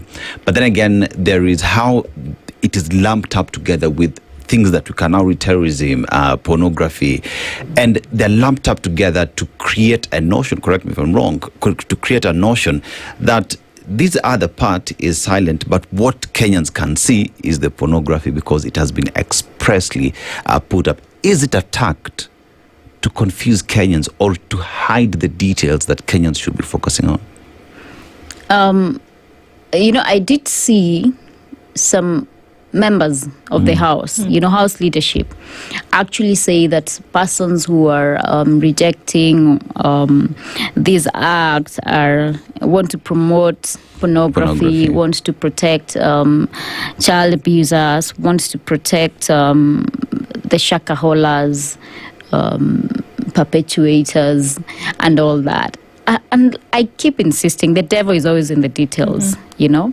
There's a reason they're just bringing that out when they're speaking out about it and highlighting it, and not saying expressly that the NC4 will have powers to shut down Twitter, to shut down Facebook. Why are they leaving that information? It is called, it is selective communication. You communicate what you want to communicate, what favors you and what favors your narrative. But then let them also tell Kenyans that the NC4 will have express powers to decide even overnight, midnight. Midnight decisions. I mean, we all know how things run in this country. We know when we had the impeachment of the DP, the former DP, that they were printing, the government printer was working 24 hours around the clock. Files were flying from counties like Kirinyaga to Nairobi High Court within minutes. I mean, really. Yeah. So it seems as though they're hiding some things in broad daylight, Yeah. But the fear here is that what happens to people who are focused on citizen-led governance, right? Because these things, when we say give power to the NC4, essentially who's giving power? It's the people of Kenya through their delegated representatives in Parliament as the legislature. That's who gives them the power to do so. But it would appear as though it's not the people who are actually giving them the power, that it's taking this power to then be able to curtail the rights of the people. And why I say this is, last week I met this brilliant young man, Michael Mushiri, who is one of those who started to translate the finance bill into different languages. And of course, we met Rose and Jerry, who was making sure that, you have an understanding in basic English or other languages about what's really happening. It seems to me that such people or such platforms essentially would be targets, because somebody can come and say, you're doing government's job, so we have to shut you down. You're telling people things that maybe is our job. So anybody is fair game here. Anybody could be the target here, and there are people who are genuinely wanting to put out information out there that they can't get. We normally say government are the worst communicators because they never tell anybody what they're doing until the very last minute. So here are people essentially who might want to help government, just tell people what's going on. But it looks as though they have, the target is wide open, and it could actually hit on them for something that they want to do, which is direct opposite of harm. How then do you then beg for those rights not to be curtailed if such a law, if people have already defined it, draconian, punitive, how do you then protect from things like this beyond a court order, which we already know is in place? How do you protect beyond that? Actually, the court order is only in regard to section 27. Okay. It's not even in regard to clause 3. Or section 6, and I'm certain that their lawyers were also working on a petition in regard to that clause.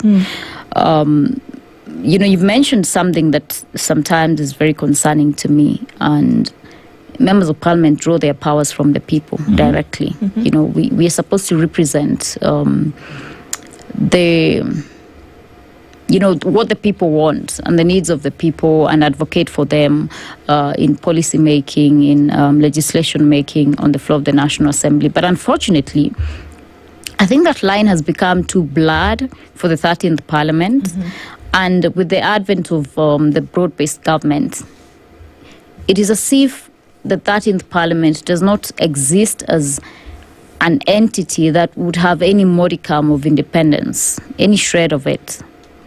And the dissenting voices sometimes they're too few that it's not even sometimes rational to even perhaps try fight the system.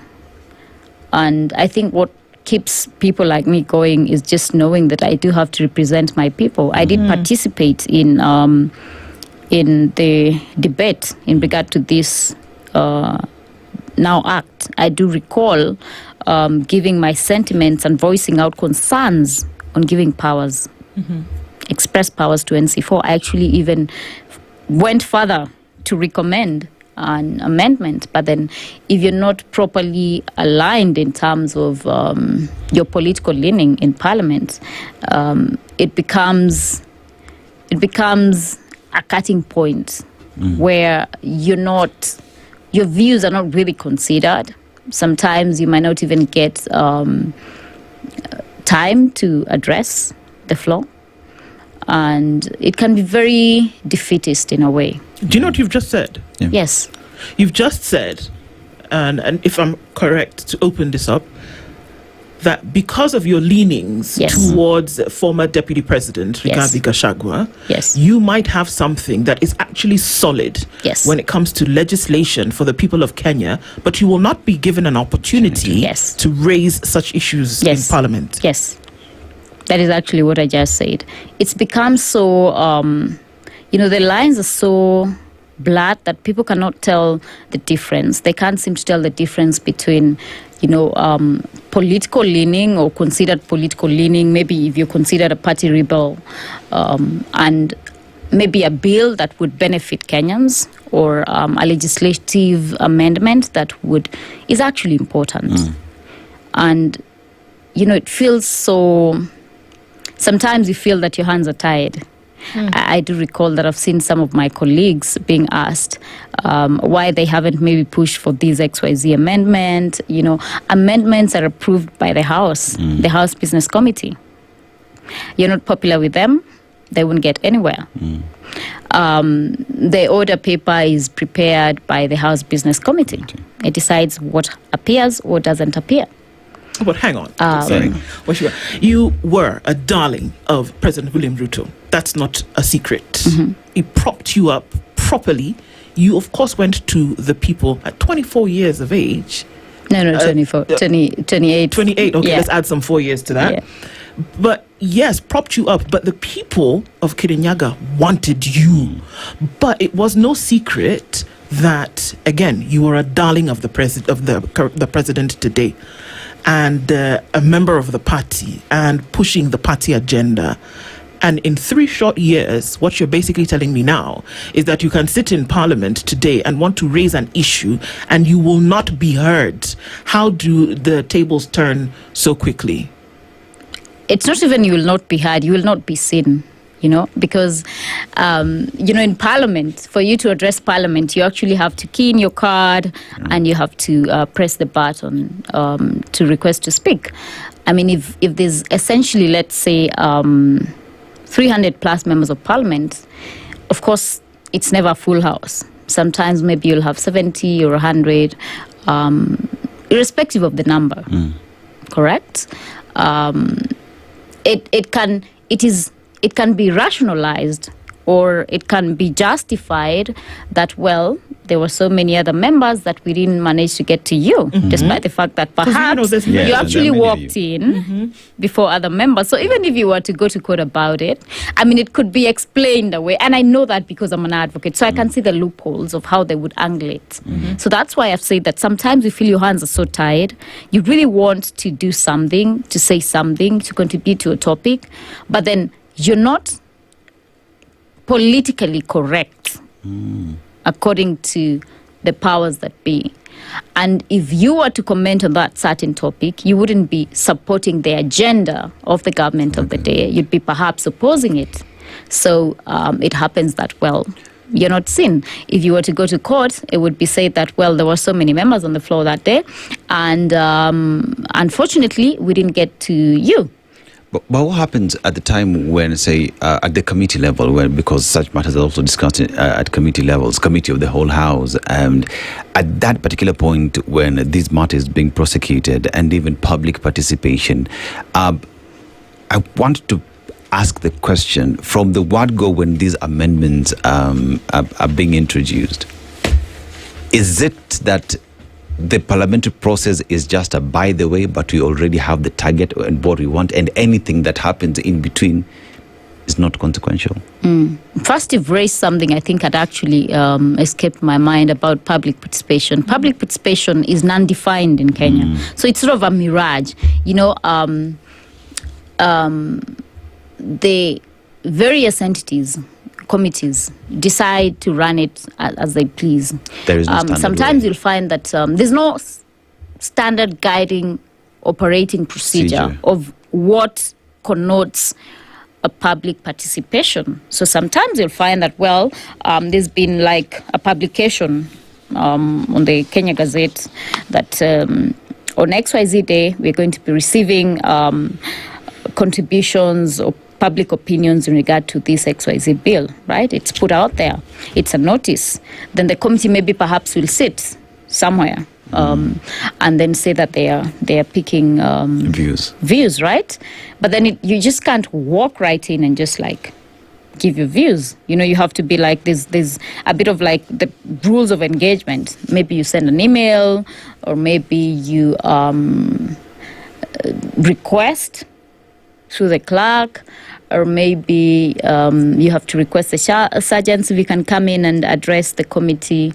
So that hampers robust public participation, okay? And if you send me an email, I mean, you're not aware whether I'm actually going to read it and consider it, right?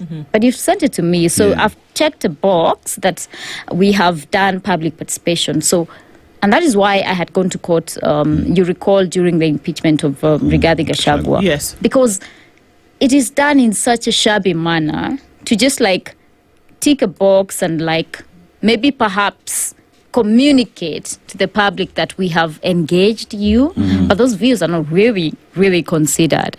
At the end of the day, what the government intends to achieve, let's say maybe we have a bill, the finance bill, right? The party positions are given. So you find that it is very conflicting if as a member of parliament you can't decide for yourself what is more superior. Is it the people's position or the party's position or your position? You have three conflicting positions and you have to be very grounded to decide what is going to carry the day. And like you've said, I was I'd say I had a cordial relationship with the president and his deputy.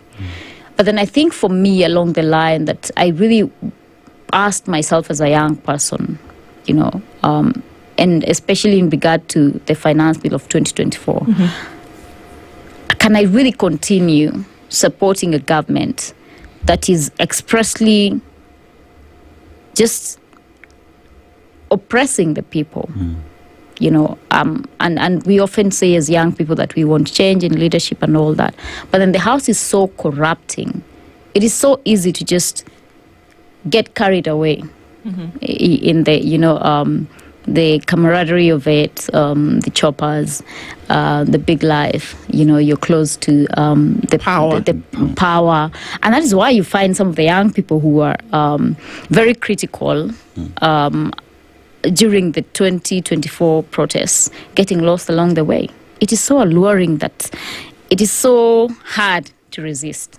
You have to really fight every day to just stay on the right side and on the side of the people. I want to look at this cybercrime law as is, the Mother Act.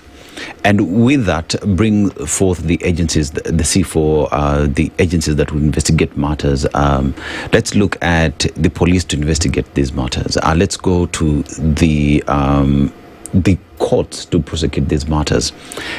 At that time, are we admitting that the police are unable to do their job and bring those who are the culprits, those who are culpable of breaking the law, to justice? Or is it just a question of, we know elections are coming, we know Kenyans will go online, we have a history based off the Finance Bill 2024 and what happened online, and this is an easier way of us to stop everything else, because the previous Mother Act makes it a bit difficult for us? I don't think it's a question of whether the police are capable or incapable. I do think that governments are seriously concerned about the power of social media, the conversations happening, the enlightenment, the literacy levels now. You cannot say that the literacy levels are maybe, say, what was there in the 1980s, 1960s when Kenya was attaining independence. They're so high right now. Yeah. People are having conversations about governance, about, budgetary allocations,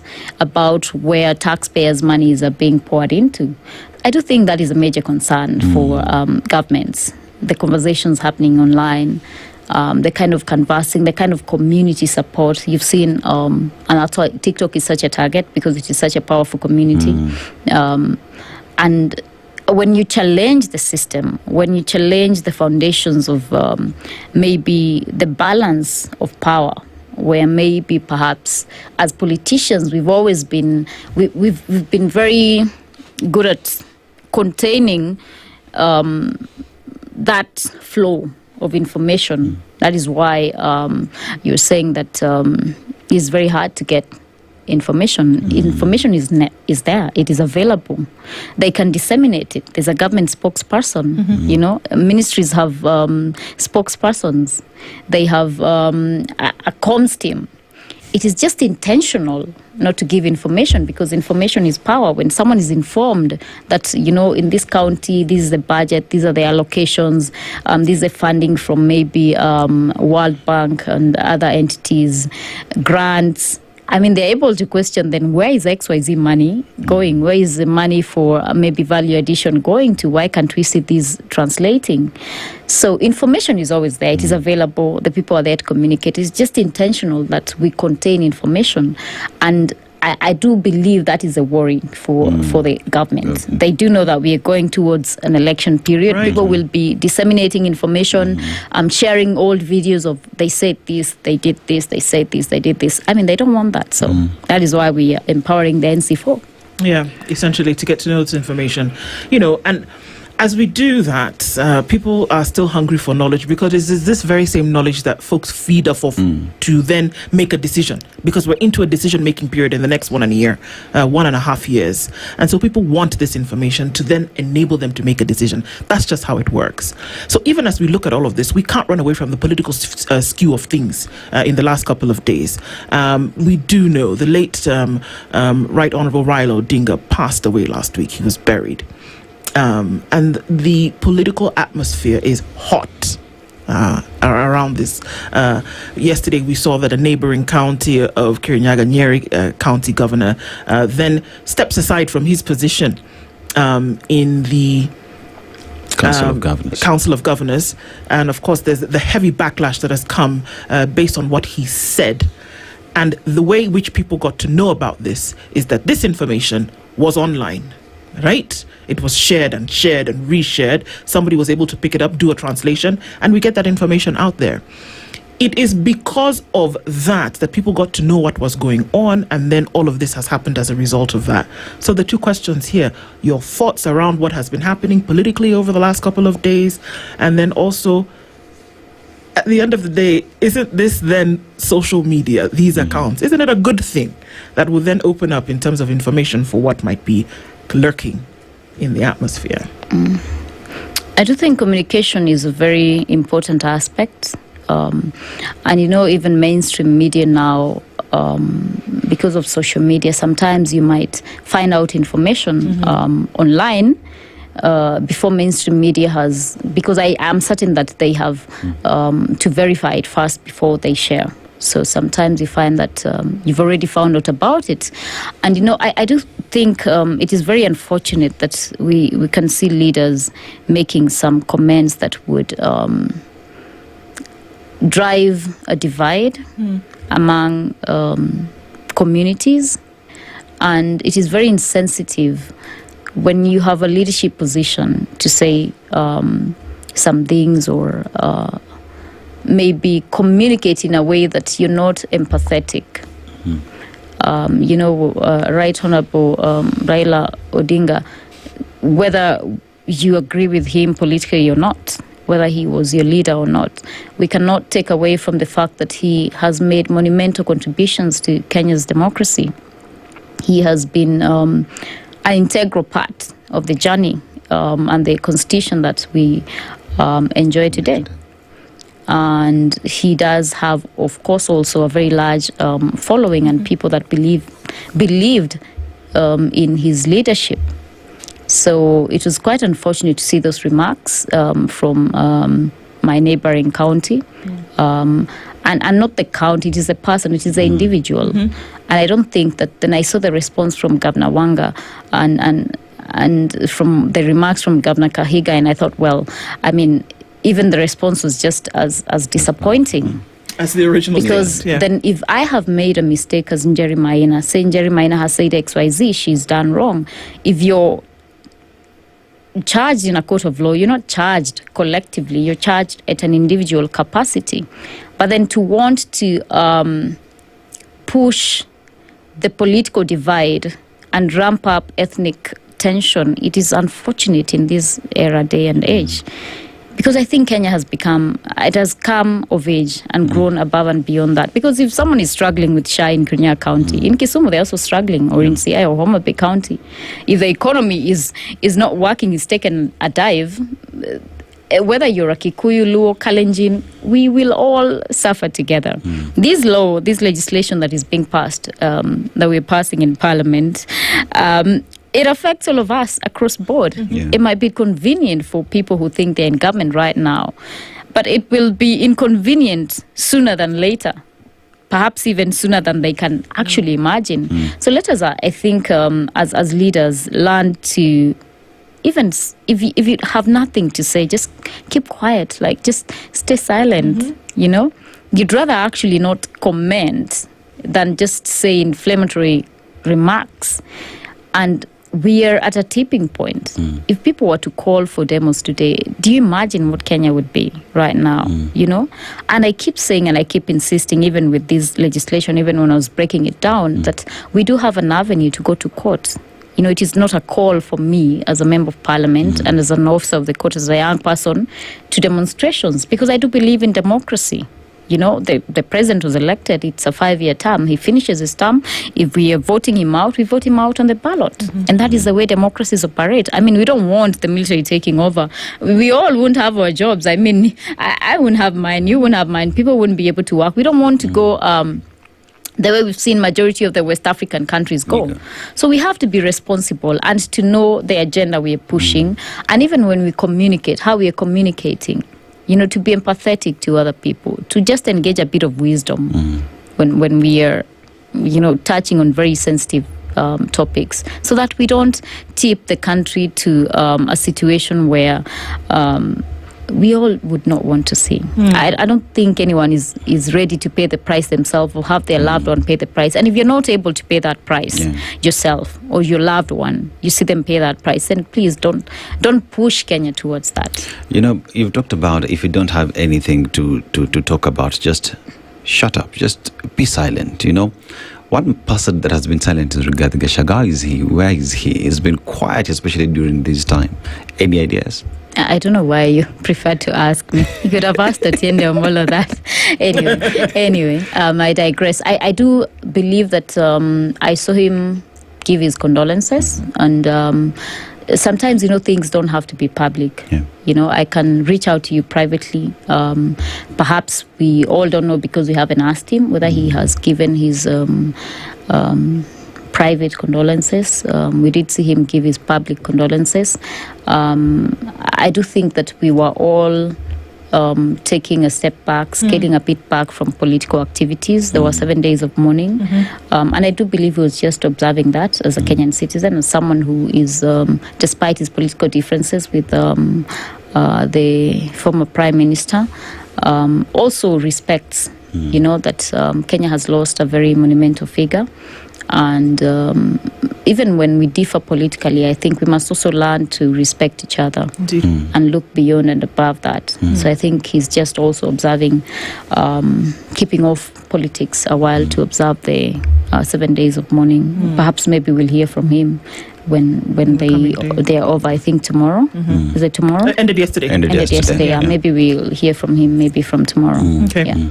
As we close this conversation, one thing that we've also come to realize is that, to an extent, members of parliament seem to be politicking a lot more than they are legislating, and that it's upsetting that the core, the thing that you talk about having a job, the thing that gives you a job, the thing Kenyans have asked you to go and do, is not being done. And even when it's being done, shoddy is what describes it best.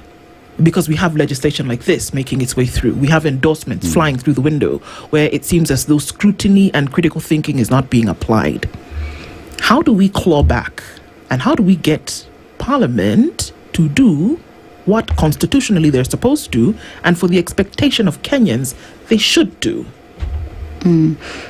I liked what the public did with holding members accountable in regard to the 2024 finance bill. Yeah. I had like thousands of messages, WhatsApp messages on my phone. But then I do think also as a Kenyan people, we lack consistency, right? We have a duty also to hold our leaders accountable. We have a duty to follow proceedings on the floor of Parliament. We have a duty to be interested with what is being passed, what is being debated. This act, and I have said it before, is a 2024 act. That means it just didn't happen overnight, right? It has actually been there. It has been progressively debated from, I think, 12th of August. There was a first reading for it. There was a public participation for it. So the information was out there that this is the amendment and that this is the information there. But then I do think that maybe perhaps when it's not given a limelight, maybe by the mainstream media, sometimes that information doesn't come out. If, let's say, people from XYZ constituencies were following and telling their member of parliament, hey, there's this bill, the Computer Misuse and Cybercrime Amendment Bill of 2024, it has this clause XYZ, please don't pass it. Make sure you're in the house on that day. Make sure we will actually be following live proceedings to see whether you're in the house. In the event that you're told to vote no, and you know that maybe 100 or 200 of your constituents have actually written to you, you'll actually take caution. I do believe that you would, because, well, they wrote for the finance bill and they didn't take caution. It just occurred to me. But you would want to take. I do believe that. I want to believe that members learned something from the 2024 finance bill, and I want to believe that they would want to pay attention if they had those communications from their constituents, and then they would actually be on the floor. And if there's an issue of the aye and the nays, then they would call for division, because even calling for division requires numbers. Sure. You have to have the numbers. The people who are now rebel MPs, who are not in broad-based or in government, they are actually so few to call for a division. Yeah. So even if you want to put up a fight, it's like you're bringing a stick to a gunfight. Right. How are you going to get through? Yeah. And those are the questions. It's been a brilliant session with you. Nyamweya, thank you so much for coming and having this conversation with us. Welcome back. Everybody's been taking this sabbatical. Welcome back. And we're glad that you did that here this morning. Thank you. I nearly lost the mojo. Well, it's clear that you still have it. Jerry Maina is the women rep for Kirinyaga County, has been here with us this morning. Thank you so much for doing that. Our conversations continue. It's 8:02. Good morning. 94.4 Spice FM.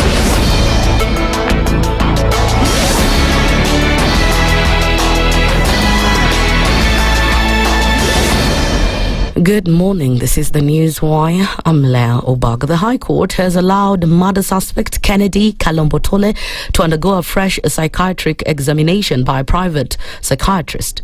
This follows initial objections raised by his lawyers to the initial report that Kalombotole is fit to stand trial on the murder charges against him. When the case came up for hearing before Kibra High Court Judge Diana Kavedza, the court noted that there is no legal bar to the defense seeking an independent psychiatric assessment outside government facilities.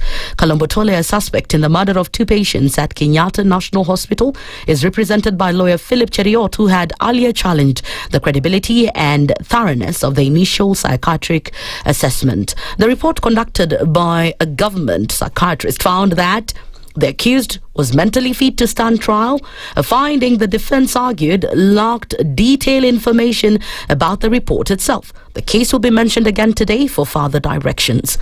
A team of surgeons at Kenyatta National Hospital have successfully performed what is believed to be the world's largest surgery, removing 20.86 kilograms of breast tissue from a 17-year-old girl. The delicate operation was led by Dr. Benjamin Wabwire, head of specialized surgery and consultant plastic and reconstructive surgeon at KNH. Wabwire says the groundbreaking 11-hour procedure has given the teenager a new lease of life after nearly 2 years of suffering from the rare and debilitating condition. Her ordeal began 18 months ago when she developed the disorder that causes excessive and rapid breast growth. The abnormal tissue growth led to chronic pain, severe skin infections, deep emotional distress, and even made walking and standing almost impossible, forcing her to drop out of school and give up her dream of becoming a teacher. The Kenya National Commission on Human Rights has strongly condemned a troubling online challenge targeting persons with disabilities, describing it as a violation of constitutional rights and human dignity. In a statement, KNCHR emphasized that failing to treat persons with disabilities with dignity not only breaches Kenya's constitution but also contravenes the Persons with Disabilities Act 2025. The Commission highlighted that Article 10 of the Constitution guarantees inherent dignity and equal rights for every individual, which Articles 27, 28 and 29 protect equality, human dignity and freedom from violence, exploitation and abuse. KNCHR noted that the country has a long-standing commitment to protecting the rights of persons with disabilities. That's the News Wire. I'm Leo Baga, and remember to continue enjoying the EPL marches across our radio stations, Beirut, Radio Maisha, and right here on SpiceFM.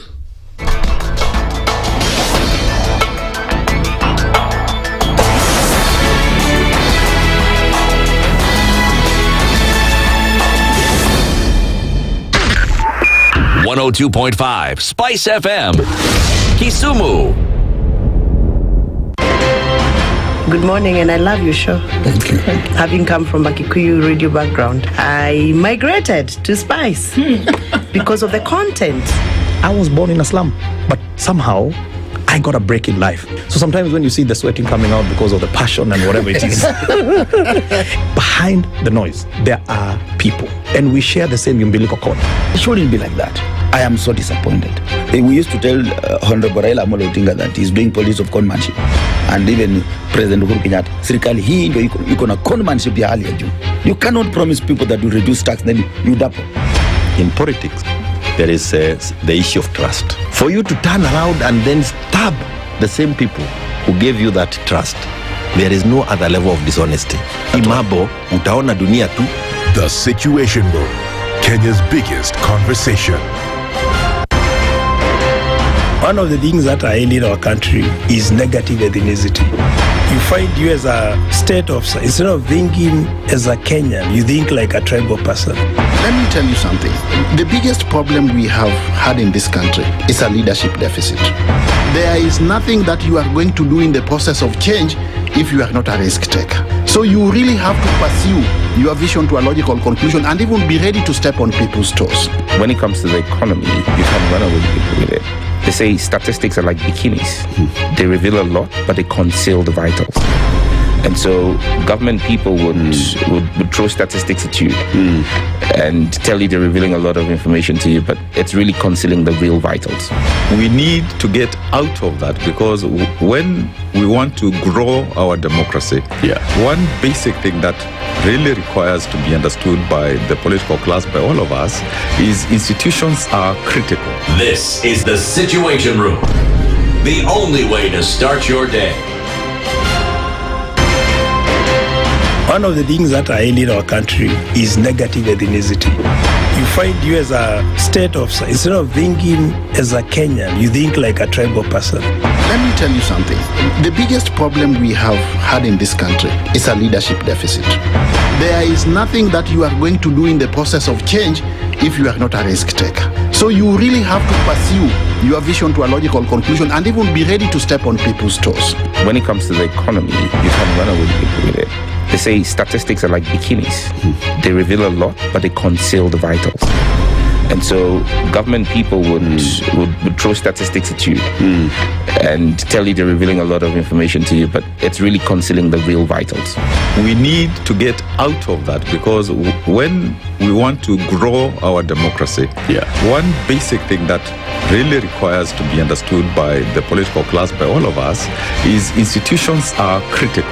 This is the Situation Room, the only way to start your day. Mature, intelligent talk every morning. Spice up yourself.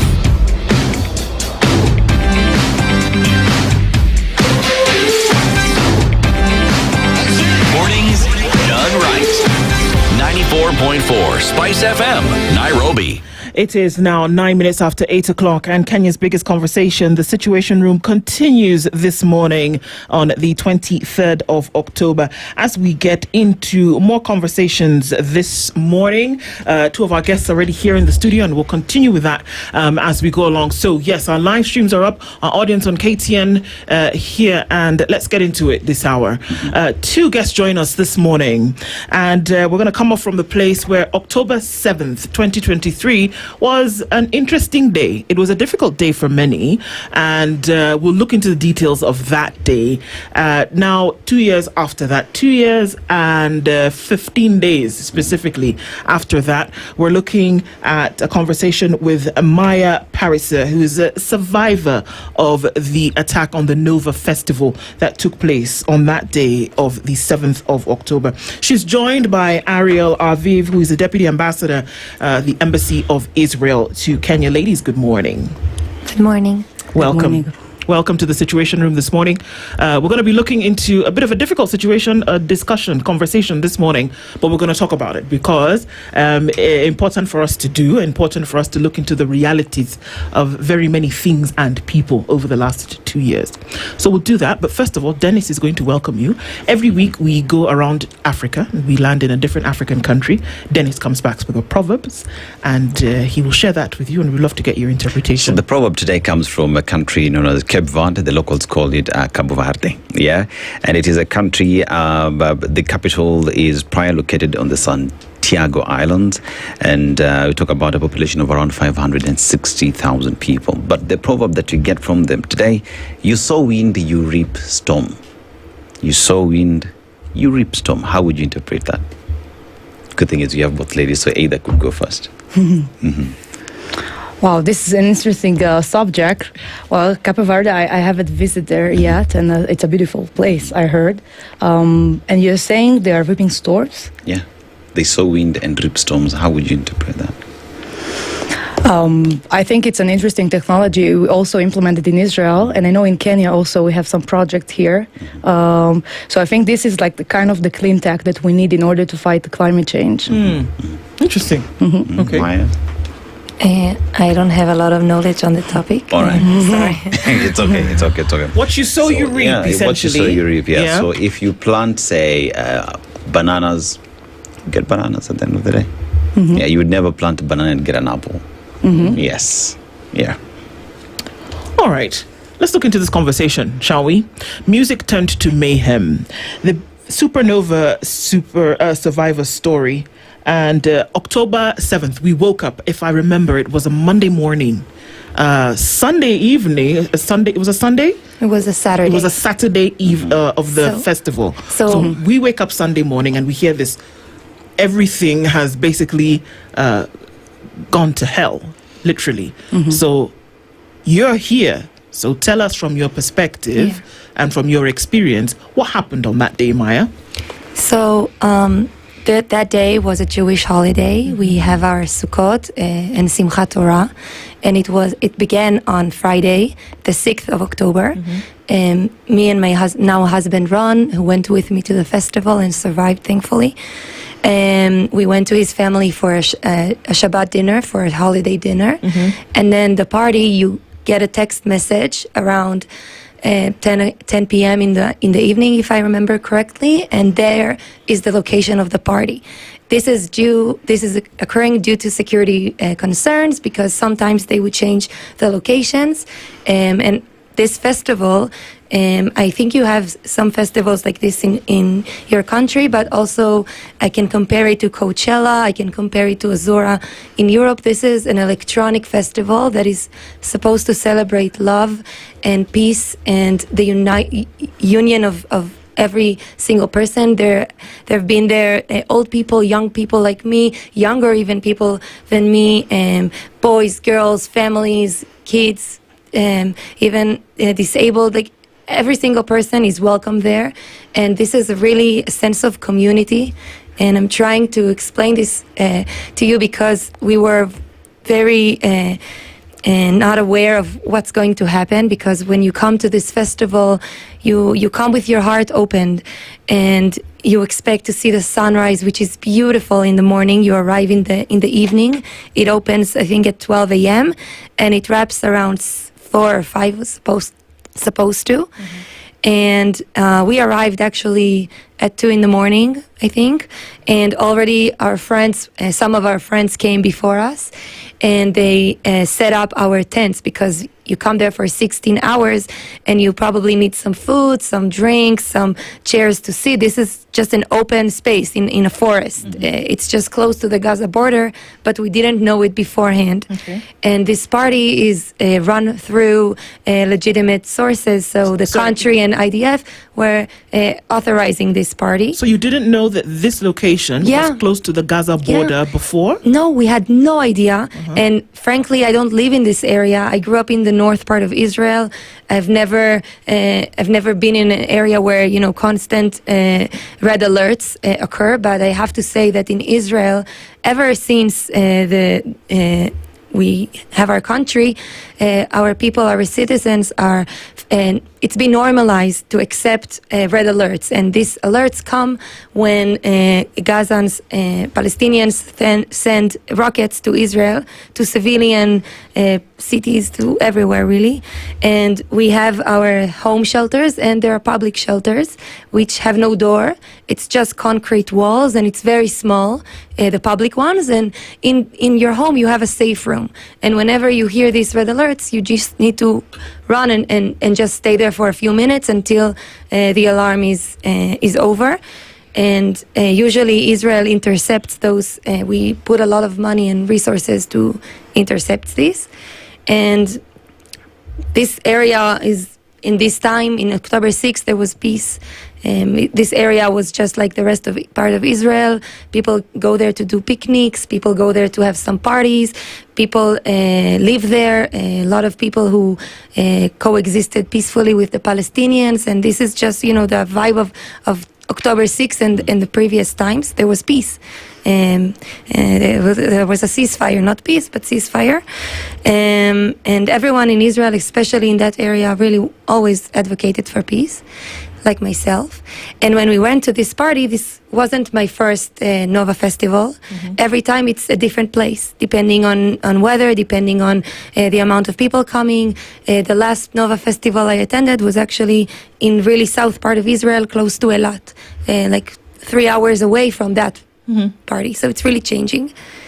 So I asked the question, on that fateful day, what did you see?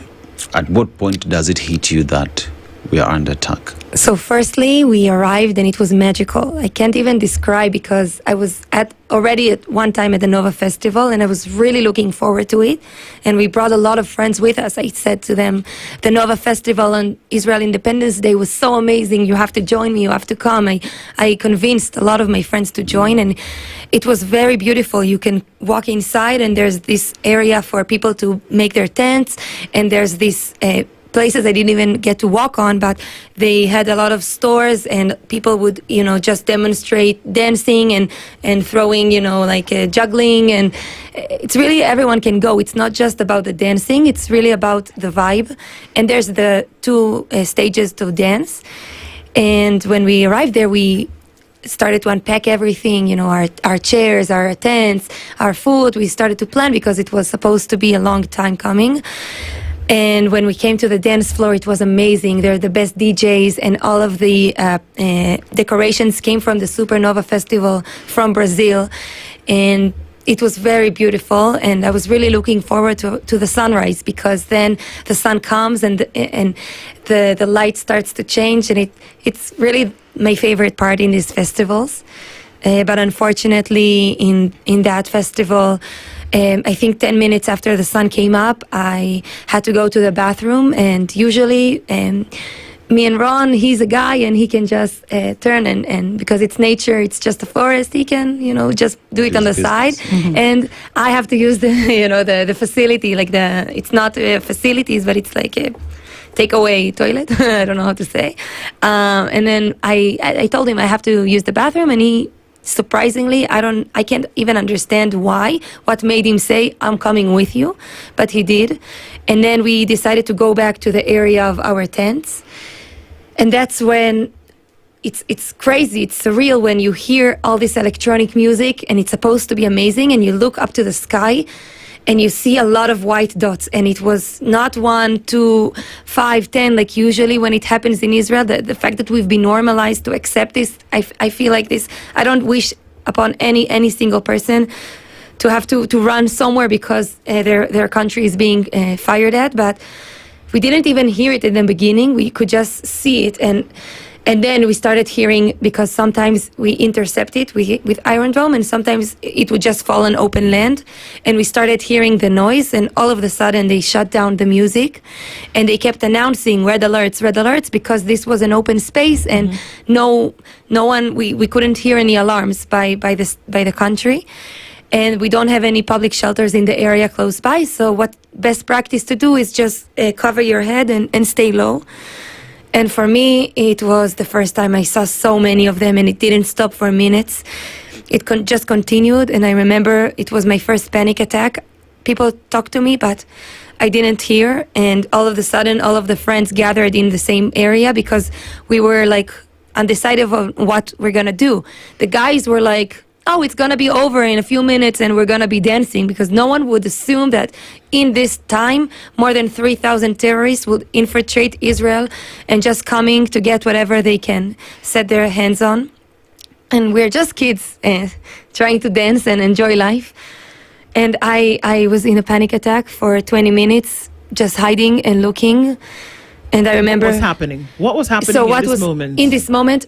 Just you see a lot of because it's close to Gaza, you can see just the white marks of the rockets, and some of them would continue to the center of Israel. Half of Israel woke up that day for alarms. Unfortunately, my family didn't, because they live norther, and they didn't even realize what was happening. But many people woke up and just ran to shelters, even soldiers, everyone, because this is what you do when you don't even assume that this was just the beginning of it. And I would just lie, and everyone was like, Maya, it will be okay. And I was like, it's not stopping, it's gonna fall on us. In my mind, something is gonna fall on us, because statistically speaking, when you see hundreds of rockets flying, you would assume this is an open space, no one would intercept it just above us. You assume the worst can happen to you, especially in my eyes. And they started to say the party is closing, but no one understands. Who was saying so the DJ? Who was saying this? Yeah. So there's the people dancing in the area, and there's this stage for the DJs, and I think someone from the production just came and grabbed the mics, and he just said, red alerts, the party is stopping. He would just continue to say it. But I think a lot of people were so drunk, were so doing they didn't even care. And everyone was so confused. And someone from the security just ran to everyone in my area, in the tents area, and he was just saying, it's dangerous, leave. But usually I'm more talkative, like with you, but in that moment I was frozen, and I didn't even ask what is the danger. Like, is it just this? Like, it didn't even occur to me that something else is happening.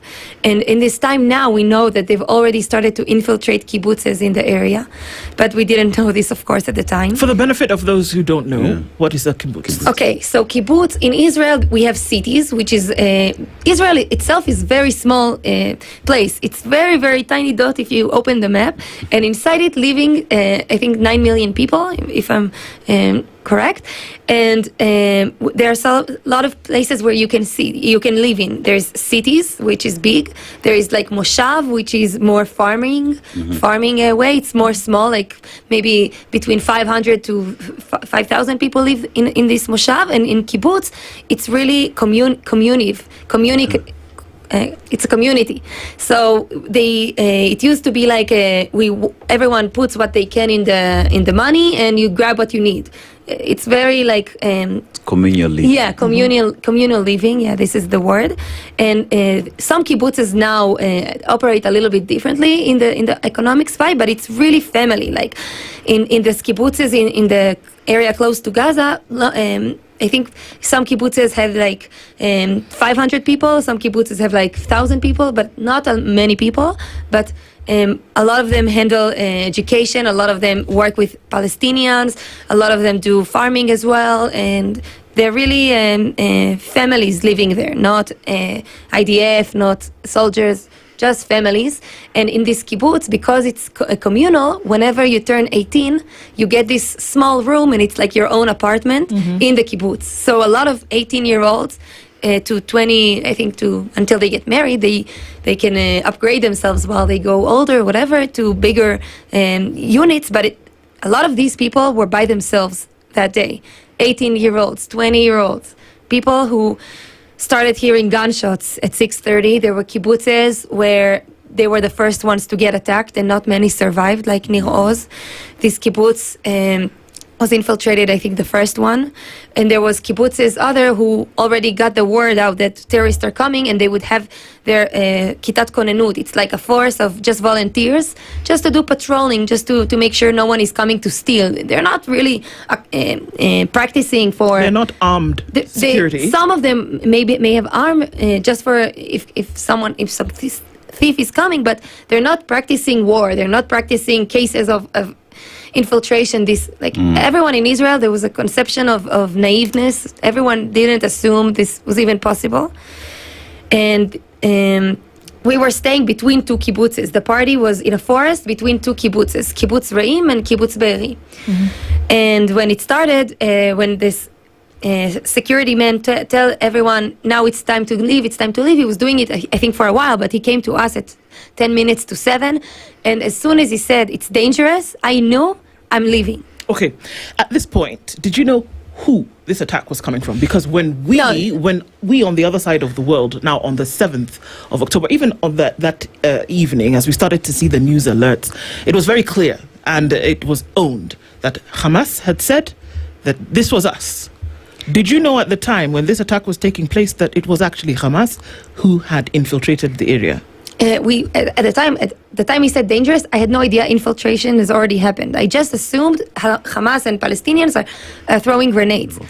We didn't know, and if I known, we wouldn't have the time to pack our things. We would just escape as soon as possible. I'm telling you, like at 10 minutes to 7, we took the guys. I was frozen, I couldn't function, but the two guys, we were in my car, 4 people, me, my husband, and another couple. And Ron and the other guy started to unpack everything, to pack everything up, like the tents, the chairs. We didn't assume like every minute counts. We were really naive, and we went with a group of our friends, and we were like, oh, our car is parked very close. This is another story. When we arrived, it was people. There's this person who's telling you where to park your car, and he was telling us to go inside because we arrived not at the beginning. We arrived at 2 in the morning. And Ron just decided, we have some sass of the Israeli, everyone understands it's called the Israeli chutzpah, like the sass of the Israelis. And he was like, nah, he's saying to park, but I found a parking close by. And since I'm the one carrying, I'm going to park. And I was like, no, this guy is literally telling us to continue to park our car. And Ron was like, no, I'm parking here because I'm carrying the stuff. And we were so lucky because we were able to reach our car within seconds. And some of our friends, we would say goodbye to them, and they were like, we don't know where our car is, we'll have to find it, and then we'll continue. And so we reached our car at 7:05. I have a footage. I had a car accident a year before, and since then I put a webcam, like a car cam in my front. So now we were able to analyze what was really happening, because you remember, it's a trauma. You don't really know what you're remembering, and seeing it really helped put the puzzle together. I can show you later if you want. And we started to ride at 7:05, and there was already traffic because they were already, like I said, the police knew there was infiltration in the area, but they didn't tell us directly. And when you come to the road, there's two options, the left and the right. This is road 232. And the left option was already blocked by police. And we had to take, like everyone else, the right turn. And a few minutes later, at this time that we're leaving, now we know terrorists have already started to come to the area of the party. So you saw them? No, we had no idea. I'm telling you, if I had known at that time, I would act completely different. I wouldn't be like scared, but not active. Like we really took the time. And we didn't know terrorists are coming, and we took the right option like everyone else, but it started to get traffic because now we know terrorists have already come from the other side as well. And then Ron just decided to U-turn. He was like, nah, I'm not standing in the cars, and that ultimately decision saved us, because some of my friends who just got stuck in this traffic ultimately found a public shelter behind the bus station. In Israel, in this area, behind bus stations, we have the public shelters I just explained about. And the policeman told them there are terrorists coming, so please hide in this. No one assumed that they would use this place of safeness to kill people. But they did.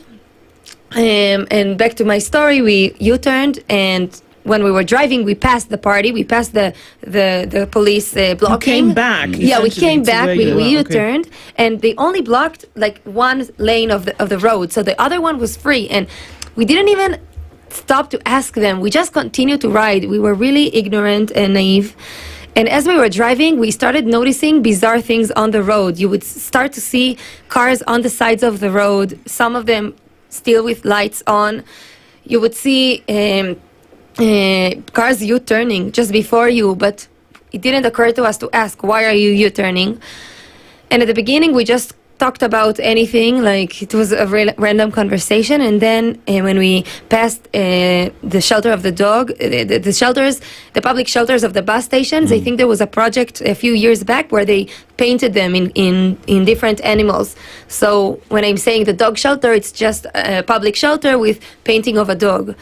And as we were going to this shelter, it was 7:17 in the morning. We started seeing many cars, and now we can see windows shattered and doors open. But at that time, all we saw, someone was lying on the street. We thought he was dying. He was dead already. Ron was saying, oh, there was an accident. Someone is dead here. Don't look, girls. And I remember looking briefly, and I was so scared. And at that time, we didn't even assume it was terrorist. We thought because of the red alerts and all of the many non-going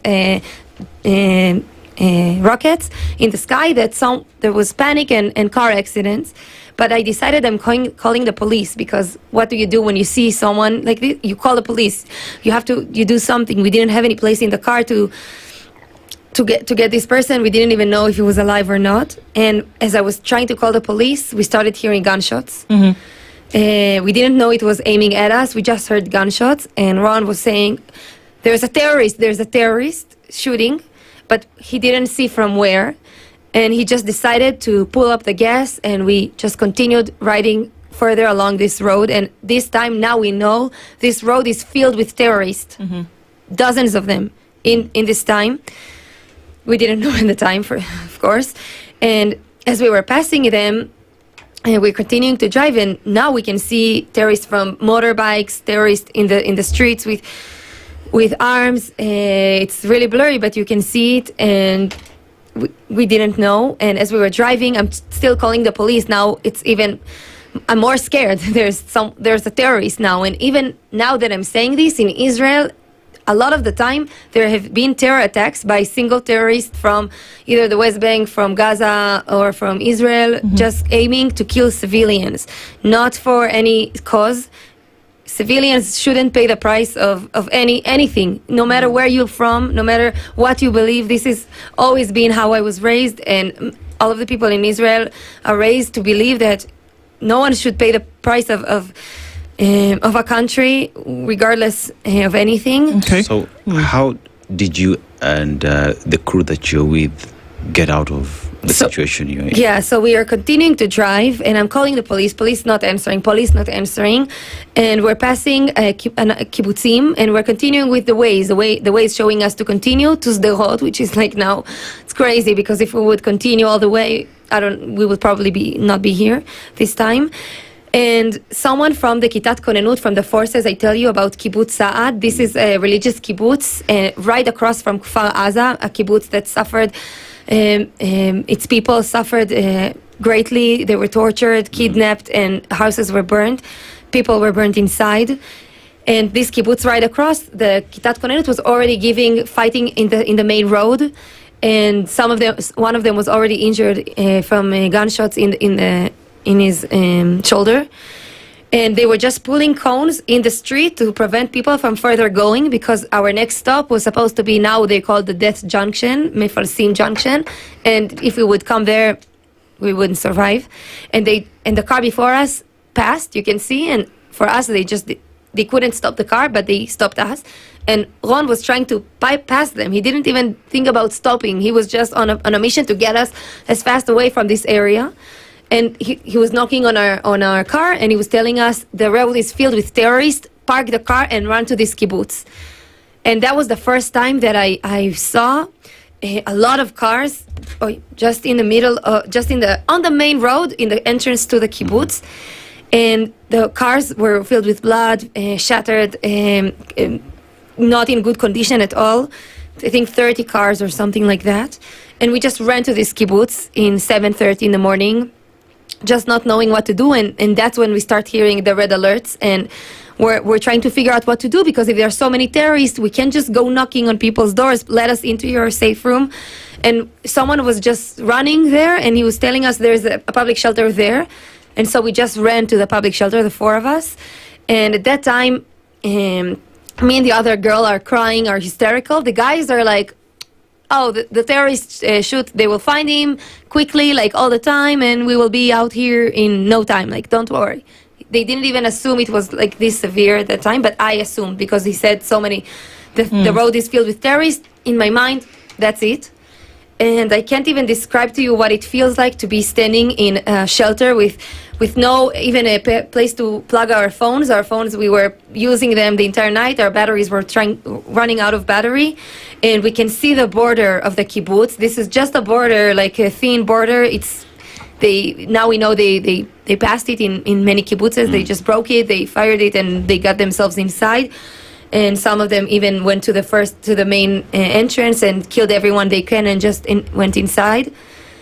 And we were standing there, and in my mind, this is not a good place to be standing in if there are terrorists everywhere, because they can see us they don't even have to enter the kibbutz to see us. And I don't know if I can ever explain this to someone, but I felt like I'm dying. And I hear you on that. And I want to come to Ariel just a little bit. We'll come back to continue this. But Ariel, it's interesting, because I'm just looking at the build-up of this story, but it's clear from what Maya has said that these are young folks, 18, 20, 25, who've come for a concert, but are very well aware of a history of some kind of conflicts that would ensure certain things: public shelters, kibbutz, where a public shelter is a thing that has been normalized. So you know that you can find one, that the gentlemen who were in their company were not too surprised about what was going on, because it seemed as though this was something that they either may have seen, experienced, or heard before. It became the reality of an existence for many. And what am I trying to say? It was not one event.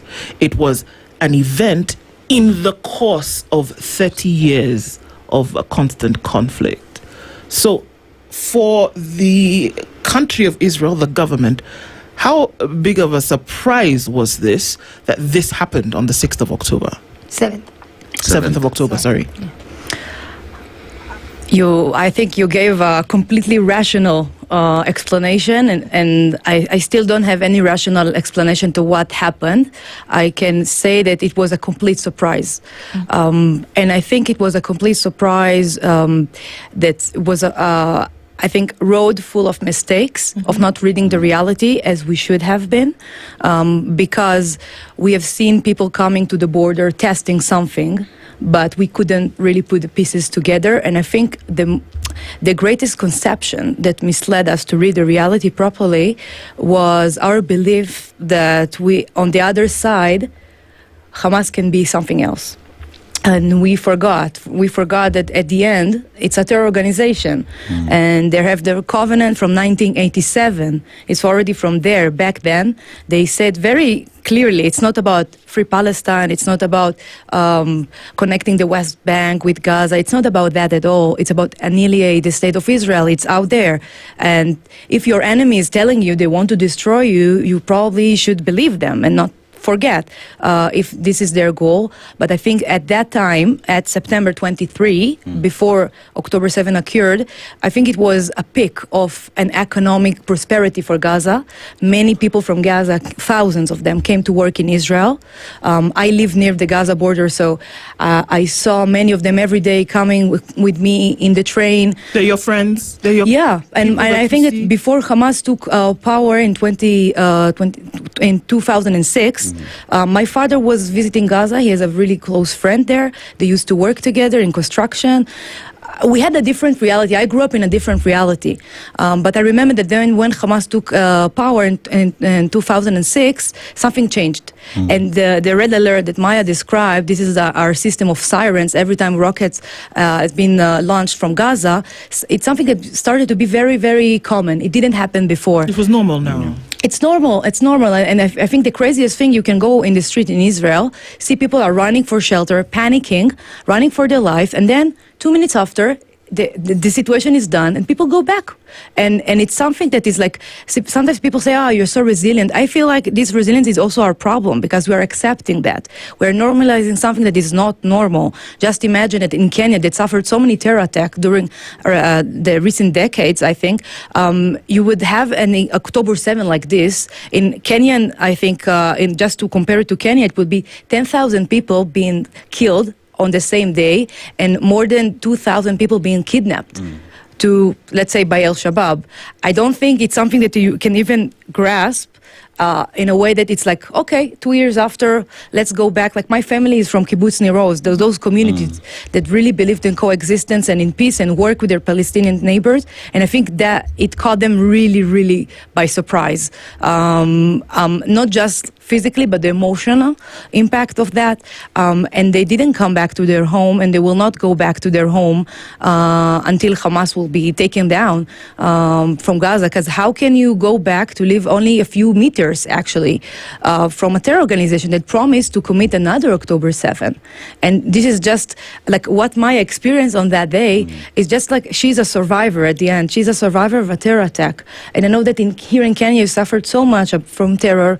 And I know you have the empathy and sympathy to understand what she's experiencing, and also for her to be here today and relive it. It's a great trauma. And also what we are doing in the last 2 years is trying to process this trauma.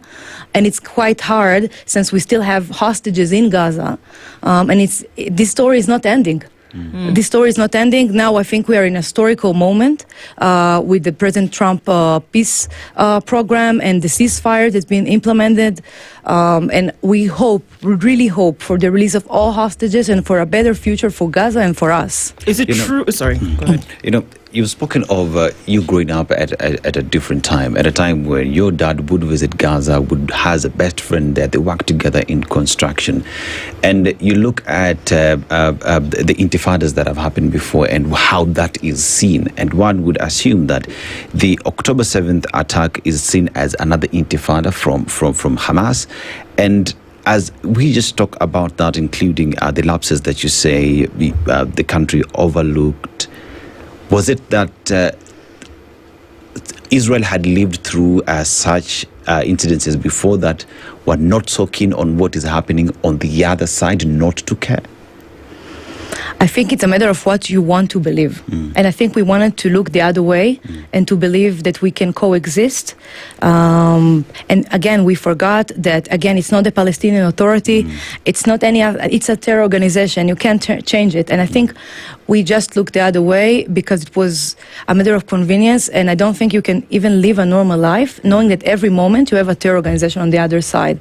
So we chose to focus on prosperity, on economic partnership with them. I think it was after the Abraham Accords with other countries that been having diplomatic ties with Israel. It felt like a moment of prosperity and blossom and something else. And Israel also has a strong economy, and I think also you want the economy to keep growing, people get jobs, and if you're always in the state of mind of war, you can't really coexist with that. But again, I'm a person of peace, and I always believed in that. And something broke. I think this attack broke my heart, and it broke many people's heart, because when you take the hope of people, what else do you have? Because it always seemed like a matter of, okay, if you give them that, probably will give us that. And if you change that, and I used to blame our government, honestly, not thinking about the other side, that it's a terror organization, you can't change it. It is what it is. And if it says again and again, we want to annihilate you, you should believe them. And you can't, I don't see any other way to live with that. How can a country live with that? We chose to live with that until we couldn't. So I think on the emotional level and how they committed it, it was not another intifada. It was not another terror attack. I think, as Maya mentioned, those terrorists came super equipped. They came to commit. To commit a barbaric, heinous attack. They chose to rape women, they chose to burn families, and they chose to film it. The decision of filming that is about spreading terror. And we saw it when we were in our homes, that they were actually doing a WhatsApp call with the family, showing the family how they're murdering the grandma. Why would you do that? Why would you mutilate genitals of women and then burn them? Why would you do that? It's a practice of terror. It's about, okay, well, now we killed 1,200 people, but spread the rumors to the others that we are coming. And I think we had many miracles on that day. We should have had more preparation. We should be ready for that. But I think, again, we forgot that this is a terror organization and what they are aiming to do. We looked the other way. And now I hope this memory, this trauma will last long enough for us not to forget, and also to create a different reality, because I feel like the people in Gaza, what kind of future they have with this terror organization. All right. So that no matter how thin you slice it, there are two sides.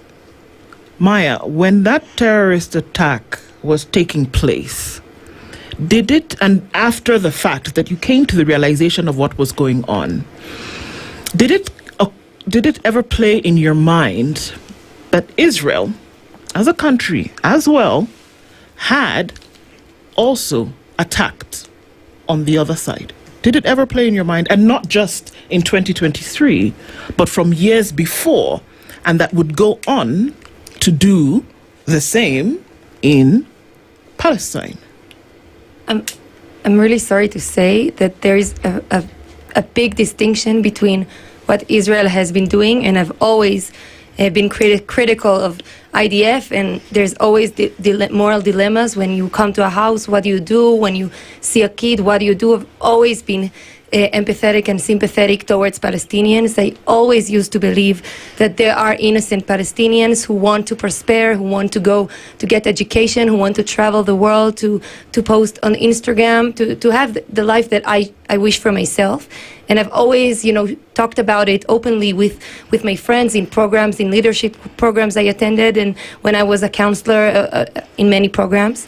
But there is a big distinction. You can't say the same thing that it's the same, because what they did to us on this day, they didn't ask us if we want peace. They didn't ask us what we believe in. They didn't ask us what is our religion, what is our nationality.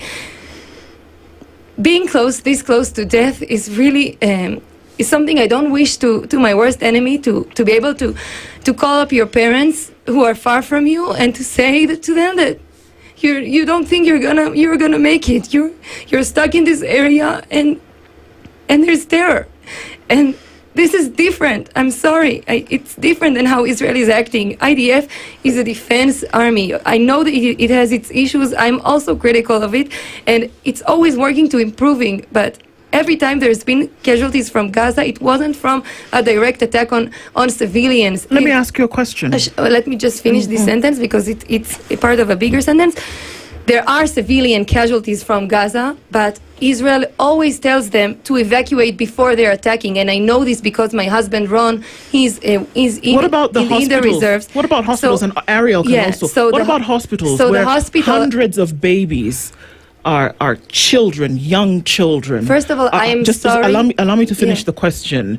Where babies in hospital are killed, who gives advance notice or warning that babies, children, young children, essentially would be attacked in hospital? I think this is also something that Ariel can, because you said that nobody asks you where you're from or who you are before an attack happens. Let's look on the other side, where these have always actually alerts before, always sends that alerts and says we are going to blow up a hospital. Yes. And Benjamin Netanyahu came before the United Nations when these questions were asked. Because in the reality of this situation, these are also realities. And that's why I started with, no matter how thin you slice it, who tells the parents of these babies who are in hospital that we are going to take your children to safer places? Who does that, Ariel? So I think, first of all, let's target the elephant in the room. I'm a mother. And when I see children that are being affected by a conflict, I cry. It is sad, and it's something that happens in wars. And I'm seeing the pictures as much as you, watching them. And when I see children from our side dying and children from the Gaza side dying, I'm crying. And I think many Israelis can relate to that. It doesn't matter from which side are you. Wars are something that. War causes a human tragedy. No matter how you flip it. I think we can all agree. Wars cause casualties. Specifically, when you talk about counterterrorism war, when the terrorists are using civilian infrastructure, it makes it a bit more tricky. And when you look at counterterrorism in Afghanistan and Iraq, the mass casualties, civilians, children, women are much higher than what we had in Gaza. The data are supporting what I'm saying, but again, when you see the pictures, it's heartbreaking. And I can't ignore it, and we are not ignoring that. It's something that's been happening in the conflict. There are safe areas in Gaza. There are hospitals that have been requested to evacuate before. Those hospitals are not being bombed just because they are hospitals. We need to say the truth about that. Hamas is using those hospitals. Sometimes they're even going as doctors with the white gloves, and then they're using those hospitals to put ammunition, to put weapons, and sometimes they even use it as to store hostages. Many hostages actually said that they were in Shifa Hospital, one of the biggest hospitals in Gaza, at the beginning of the war, and they've been held there. So Hamas is using that in order for us to strike those hospitals. So it's kind of a double crime from their side, because for them, as long as civilians are being... This is proven, Ariel? This is proven that there are hospitals where they're not empty hospitals, Ariel. There are patients. I know. In these hospitals. I know. This is a tragedy. What you're saying is extremely serious, that they're using these hospitals where there are patients, children, and posing in order to invite an attack from Israel? True.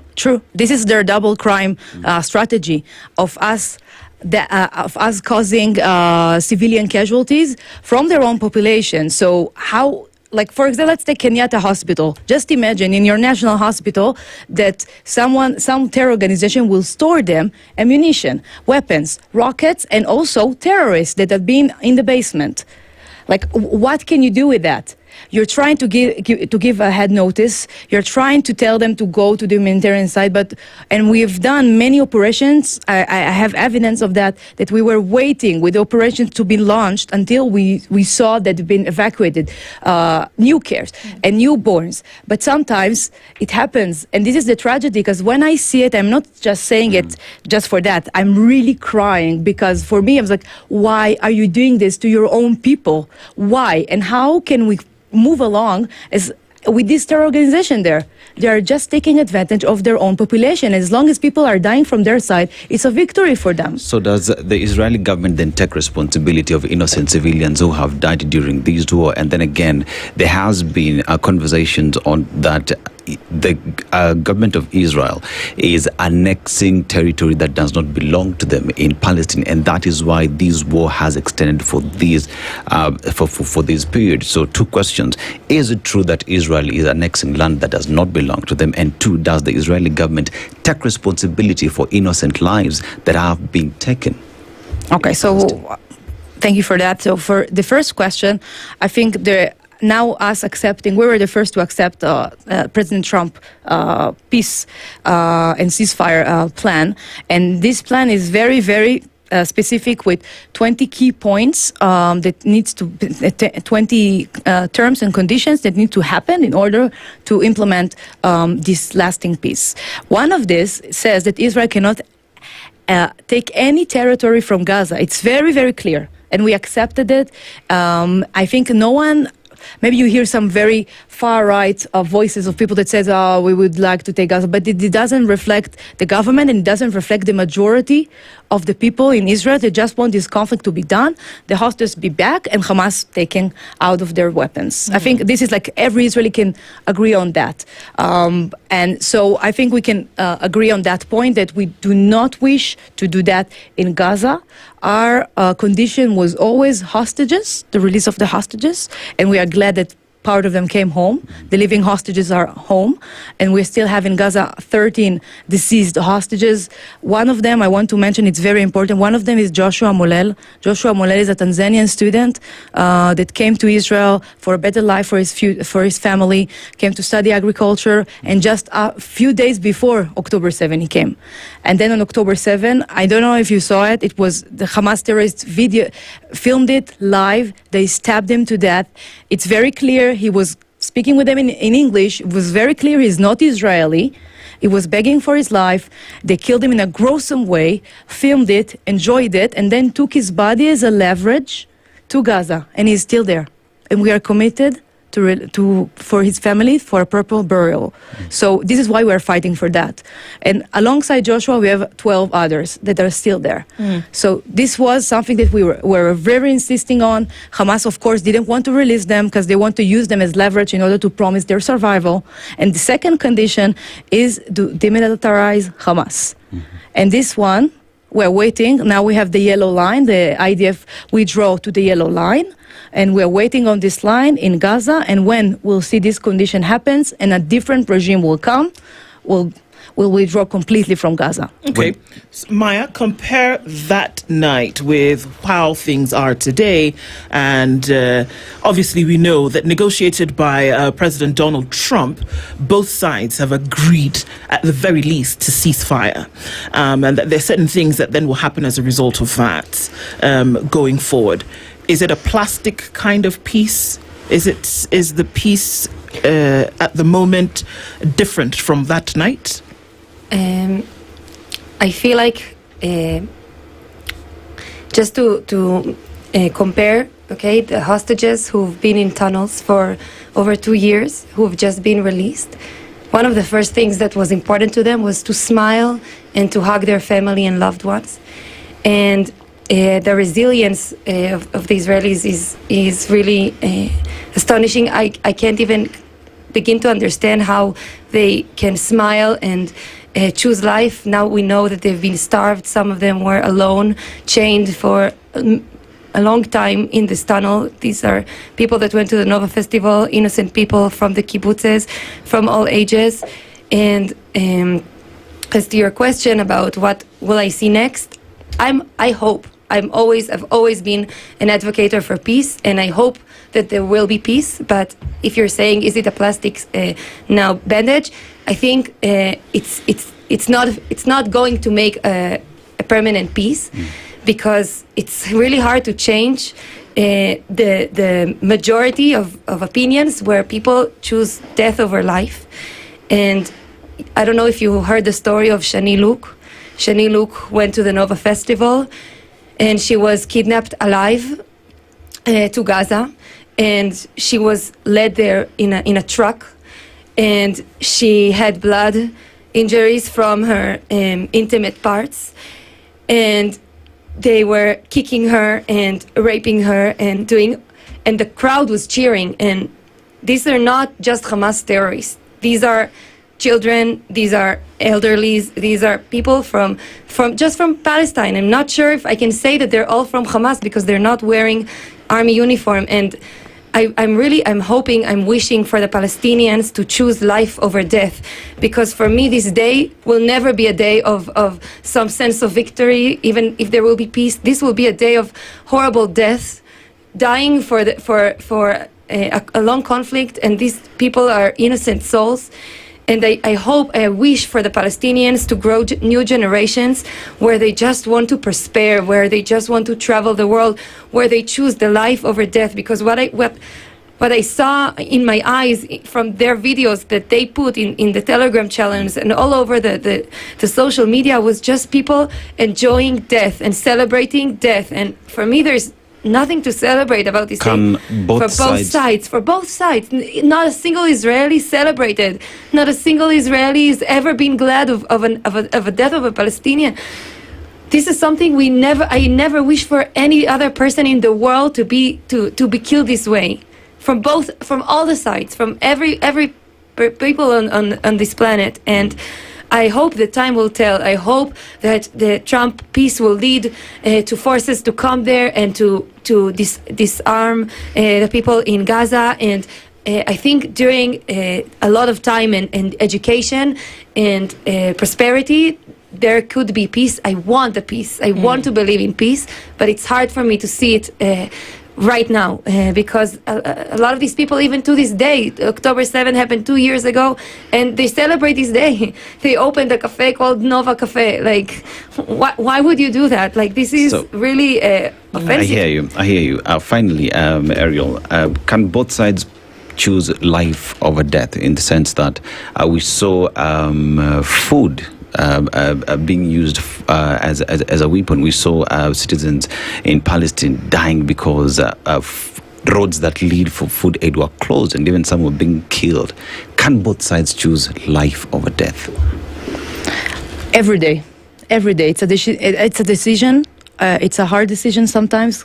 But every day we can choose it. And I think if you ask most of the Israelis, for sure, I think the greatest obstacle to move forward is Hamas, and also the radicalization that the Palestinian society has been. That's been taught to hate us more than to love their children. And I really, really hope this trauma, we came on the verge of a catastrophe for both sides, because what Hamas did on October 7. And I hope that sometimes you need to go to the lowest point in order to grow. I think we started from the tragedy of Maya and what she experienced, and from me saying my heart was broken on that day. I think now seeing Maya today, she chose life. She survived, she got married, and I think her story at the end is about hope and resilience, is choosing life every day. And I, as an Israeli, not saying as a diplomat or a former representative, as an Israeli, as a mother, I want a better future for my son. I can go back to Israel with my son saying, okay, it is what it is. And I hope that also Palestinian mothers from the other side are saying this also. We don't want our sons to be played as a pawn in Hamas chessboard. So I chose to live with with and from hope, and I also chose it here, and I hope that we can proceed to a long-lasting peace. Of course, we need to fight this obstacle called Hamas. Maya Paris, a survivor of the attack on the Nova Festival, October 7th, 2023, and joined by Ariel Aviv, who's a Deputy Ambassador, the Embassy of Israel to Kenya. Thank you both for being here this morning and for sharing those stories. And of course, it is a still to watch situation in terms of how this continues. But thanks for being here this morning. Asante, good morning at 9:02. This news from around the world. 94.4 Spice FM.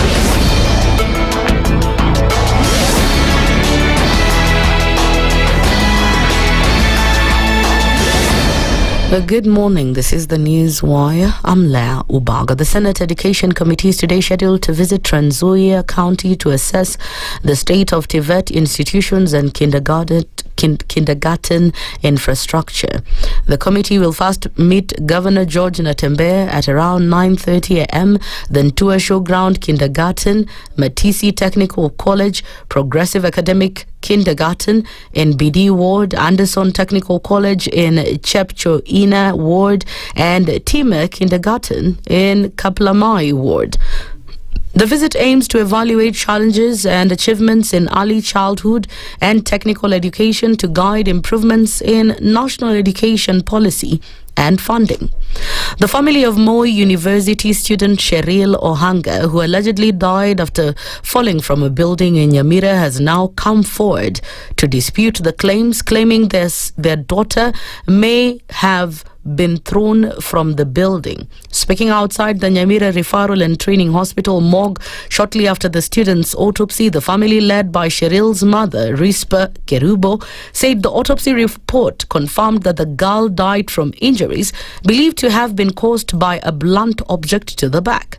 The family has also disputed the police report that Cheryl was a former girlfriend of the main suspect in the case, Cliff Ocharo, claiming it may be a conspiracy to deny them justice, considering the relationship between the two was ongoing until that night.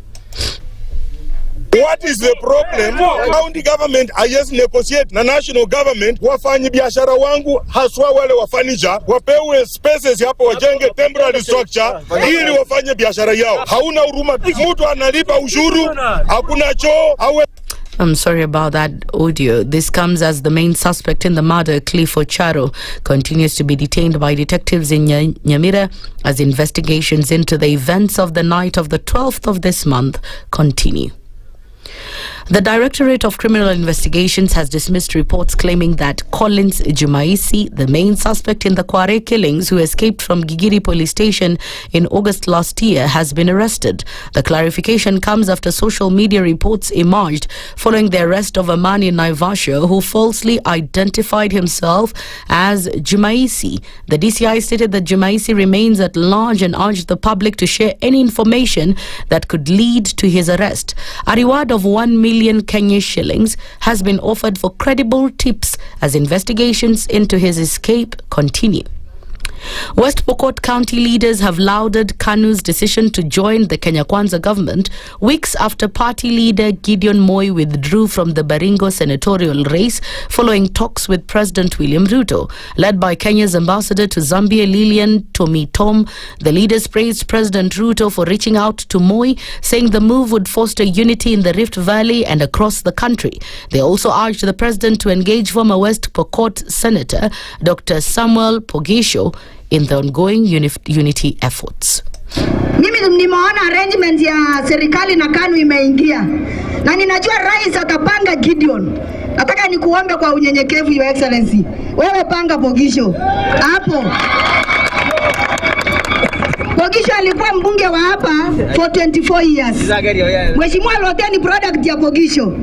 Mimi ni product ya Pogisho. Sasa Lote ni MP, mimi ni balozi. Pogisho atatembea kwa mguu, Your Excellency. Mimi nakuomba pangeni Pogisho, Your Excellency, huko juu. Dr. Pogisho welcomed the call, saying he is ready to work with President Ruto's administration to advance national development following KANU's merger with Kenya Kwanza. Mimi sina shida kufanya na yeye kujenga Kenya hii. Na ni kwa sababu pia chama chetu cha KANU. Nafikiri nyinyi msijui mlifanya nini mpaka chairman wangu. Fuata chairman wako. Ama namna gani? Si amesema ni muti ya amri. Si chairman yake ametangulia. And that's the News Wire. I'm Leo Baga, and remember to continue enjoying the EPL marches across our radio stations, Berur, Radio Maisha, and right here on SpiceFM.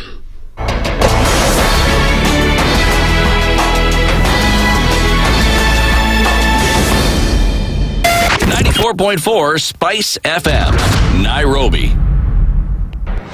The following takes place from 6 a.m. to 10 a.m. every weekday on Spice FM. We look at the utterances of leaders who are aligned to broad-based, who were initially in ODM. We thought they stand for something. Now they've been exposed. Because we are a third world country, we are poor. And not because we don't have resources, but we have been robbed senseless. Look at the wasteful expenditure. Look at how large government lives. And we've said this is something that can be controlled. It happens in many other countries. Internally, we used to stand and tell him, boss, hii kitu ni mbaya.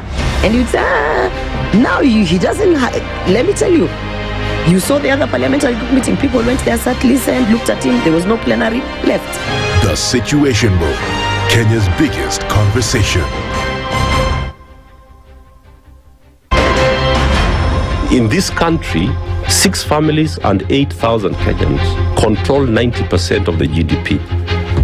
We are not a country. We are a plantation. We work for Ruto. When you're telling the judges court orders are papers or they will not obey court orders, they're sitting and you're seeking orders from them. So how are they supposed to interpret it? Isn't it an oxymoron? When you see a judiciary that seems to be under some control somewhere, you start questioning. We have very powerful governors, but they don't use their offices to serve the people. If you are not shameful to do what you are doing, why should we protect you? I'm human. Everybody's human. So when you're told, kuja tuongee, I mean, you'd be a fool to say, stagi kuongea. Conversations have to be had, you know? People in leadership should only go into leadership if they are ready and willing to change the lot of the people. The Situation Room, Kenya's biggest conversation. One of the things that are ailing our country is negative ethnicity. You find you as a state officer, instead of thinking as a Kenyan, you think like a tribal person. Let me tell you something. The biggest problem we have had in this country is a leadership deficit. There is nothing that you are going to do in the process of change if you are not a risk taker. So you really have to pursue your vision to a logical conclusion and even be ready to step on people's toes. When it comes to the economy, you can run away with it. They say statistics are like bikinis. They reveal a lot, but they conceal the vitals. And so government people would throw statistics at you and tell you they're revealing a lot of information to you, but it's really concealing the real vitals. We need to get out of that, because when we want to grow our democracy, one basic thing that really requires to be understood by the political class, by all of us, is institutions are critical. This is the Situation Room, the only way to start your day. Good morning, and I love your show. Thank you. Having come from a Kikuyu radio background, I migrated to Spice because of the content. I was born in a slum, but somehow I got a break in life. So sometimes when you see the sweating coming out because of the passion and whatever it is, behind the noise, there are people. And we share the same umbilical cord. It shouldn't be like that. I am so disappointed. We used to tell Honorable Raila Amolo Odinga that he's doing politics of conmanship. And even President Uhuru Kenyatta, serikali hii ndio iko na conmanship ya hali ya juu. You cannot promise people that you reduce tax, then you double. In politics, there is the issue of trust. For you to turn around and then stab the same people who gave you that trust, there is no other level of dishonesty. Imabo, utaona dunia tu. The Situation Room, Kenya's biggest conversation. Mature, intelligent talk every morning. Spice up yourself. Mornings done right. 94.4 Spice FM, Nairobi. All right, here we are, 11 minutes after 9 o'clock and into the final hour of Kenya's biggest conversation on this Thursday. And these conversations continue even at this hour. And as we get into them, we're going to be talking money just a little bit this hour, and as we look into that, our guest is already seated in the hot seat of the Situation Room this morning. Rose Muturi is the managing director of Branch Microfinance Bank East Africa. We're going to be unpacking that a little bit to then find out the money in your pockets. How will you then be able to walk around with a bank essentially in your pocket? And that's what we're looking at this hour. And just to welcome you, good morning, Rose. Good morning. How are you doing? I'm good, thank you. Thanks for having me. Well, thank you, and welcome to the Situation Room today. And you're going to be telling us how you can walk around with a bank in your pocket. I hazard a guess that very, very many people listening this morning want to know exactly how that's going to happen. So let's do it for them this morning, shall we? Dennis is going to welcome you with a proverb. We'll give you some homework as though you don't have enough work to do. You let us know what you think about it. Okay. Yeah, our proverb comes from Cabo Verde, also known as Cape Verde, considered to be one of Africa's most democratic countries. We talk about a country that played an important role during the colonial period because it was a transition point between Europe and Africa. And we talk about a country whose population is around 565,000 people, but the economy is pushed by remittances sent by their citizens who are in Europe and continue to push the government and the economy of the country to grow. But we also have a proverb from them. You sow wind, you reap storm. How would you interpret that? You sow wind, you reap storm. I would look at it as, let's see, I feel like I'm in an English assignment. Remember, your interpretation can never be wrong. Okay. Could it be like if it's a lot of wind and it's not doing the right thing, then it will create a storm?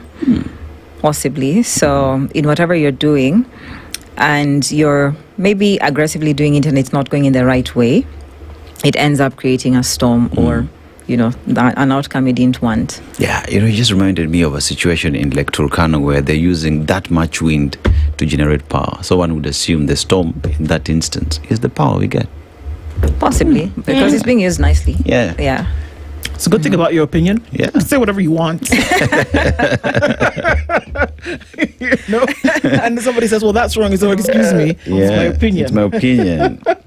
You're entitled to yours. I'm entitled to it. Exactly. Yeah. All right, so we're getting into a conversation today, and for some reason you want to make us believe that you can have a bank in your pocket. Absolutely. Okay, let's start with that first before we get into the nitty-gritty of it. How exactly? So, in fact, let me start with, I normally like asking people the question, when is the last time you visited a banking hall?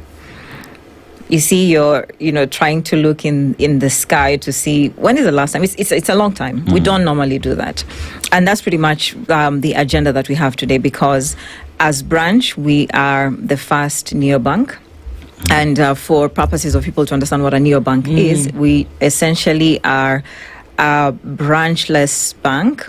So we purely exist digitally. So we exist on an app as well as online platforms. And that is the A to Z of the bank. So the reason why we have taken this path is because we want to show our customers, because we've been in the country for 10 years now, that we're accessible 24 hours a day. You don't necessarily need to see the physical presence to feel that we exist. And we've been able to prove that concept so far. For a very long time, if anyone would ask what a branch does, one would say, if you want to get money, easy cash, without many questions, just go to branch and you'll get it for a very long time. But now we're looking at branch having metamorphosized. It has developed to becoming an online, fully fledged microfinance. So why the leap? Why the switch? Oh, good question, actually. So when we started out, that's in 2015, the goal was to make affordable credit accessible. And that's why we were doing what we were doing on mobile phones. So we would ask customers to download the application, and then we would do the scoring that we do and give them the credit instantly. So over time, we were able to understand what are the needs of our customers? Why are they using the money and in what form? What payments are they doing? And also coming from them, they would constantly ask us, can I save some money with you? Can you enable me to make this payment? So that made it very important for us to look at it from a strategical angle. The customers are asking for more. The most natural progression from just doing one thing, which is providing credit, is to now give them full service banking.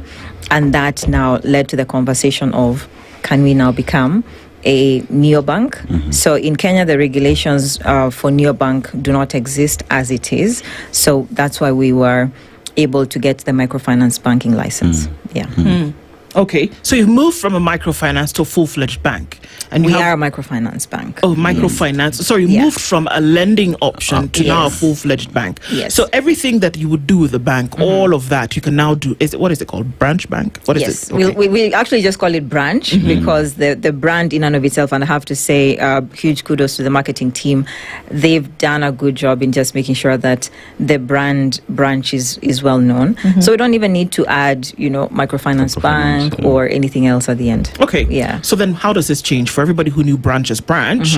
How does this change? And will the thing that you originally started out as, being a loan outfit, does that change now that it's a fully fledged bank? It does. And in terms of when it comes to doing transactions and how easy and seamless it is, that is constant. It still remains. When it comes to the technology that we have and the trust element, that still remains.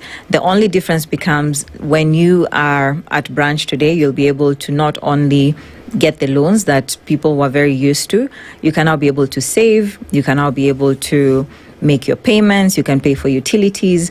There's really a lot more you can do, which is very exciting. Yeah. Like what? So for instance, let's say you want to buy an air ticket. We can do it through branch today. And that's because I think originally the myth used to be, especially when we were a digital credit provider, that the type of customers who come to us are the ones looking for very small amounts and, they're, possibly living from borrowing Peter to PayPal. There was a lot of myths around it.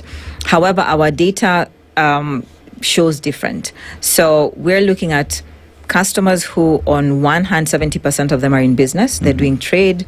They are looking for working capital. They're looking for ways to increase, whatever they're doing in terms of business. And we, on the other hand, are coming in and saying, we can now be able to give you higher amounts, because originally we would give them only up to, say, 300,000. Now we're doing even upwards of 3 million shillings, which comes through instantly. And then we're also talking about, when we give you this money, because it's coming into your, what we call the branch wallet, you can do your payments. If you want to send it to another bank, you can do it instantly. If you want to send it to like a pay bill or a till, you can do it instantly as well. If you're doing your trade, because we do have a part of it called Lipana branch, we're very excited about those customers who use Lipana branch. When their money comes in from the customers paying them, they can be able to save. So one of the most exciting things that we learned, especially when we started doing the savings products, was when we were a digital credit provider, we were told these customers cannot save. They do not have any money, any extra cash. But on the other hand, when we exposed the savings products to them, we saw that product growing exponentially to the point where today someone will call and say, we would want to give you some money, we want to save. We're like, yeah, it's great, come. But we're not, out there saying, you must come and save with us. It just pretty much walks in. And I guess it's because of how simple we've made it. We've demystified banking. We've made it super simple for anyone to just understand what is a savings account and how does it work. For those who've used a branch before, anytime I just go and get my money, then I pay up and I'm good to go. But now here's a situation where now we've changed from an online lending to a microfinance. For those who used to access debt differently, does it change now that you're a microfinance bank? Well, I would say it changes a bit because the fact that we now disperse the money into our own branch wallet, we're able to understand even better what are your financial habits. Number two, it also means you as a customer can do more with us. So you don't necessarily have to take the money out and go use it elsewhere. You can be able to do all your banking with us. So what does that mean? If we were giving you, say, a loan limit of, let me say 100,000 shillings, you can now easily move to much, much higher limits. So we've done some experiments because the team that handles credit normally works on experiments where we've seen we can move a customer from what was 100,000 immediately to say 300,000 just because now they're banking with us, as opposed to originally where we would use data to score them, not necessarily the deposits or the banking that they were doing with us. Okay, so there are folks who may have, how do you transition folks automatically? Do they make the request, or do you say now it's an opportunity for you to have an account by virtue of you having maybe borrowed, have had a branch loan before? How would that work? Now, so let me answer that in two parts. The first part is when we got the license, that was in January 2022, and we said we're going to invite the customers, let me not say back, just to inform them because they already have the app. And that meant we had to, technically speaking, you call it a forced upgrade, where the app now shows all the other features. And now being regulated by the central bank as a microfinance bank, it means we need more information from the customer. So we would take things like a selfie, probably a copy of the ID. So that's the only part that we had to add. But essentially, so long as you had the branch app from the beginning, it was just as simple as a click of a button to see there are many other things you can do. Click on this button. Fill in what we need. That means give us the copy of the ID, give us your selfie, and you're good to go. And then we made it very easy for someone to move money into branch. That was very strategic for us because we need them to understand that you can keep money with us. So what was happening at that time, customers would actually call central bank. I love that about Kenyans because they're very aware of this is my money and I need it to be safe. And they would call and ask, is branch now allowed to take deposits? Because they're telling me I can save with them. And they were made aware that, yes, you can actually keep your money at branch. And since then, it's actually been pretty, let me say pretty easy. Right now, if you download the app, you'll see everything as a new customer. So you don't have to go through a lot of hoops. 3 minutes, 5 minutes, you're in.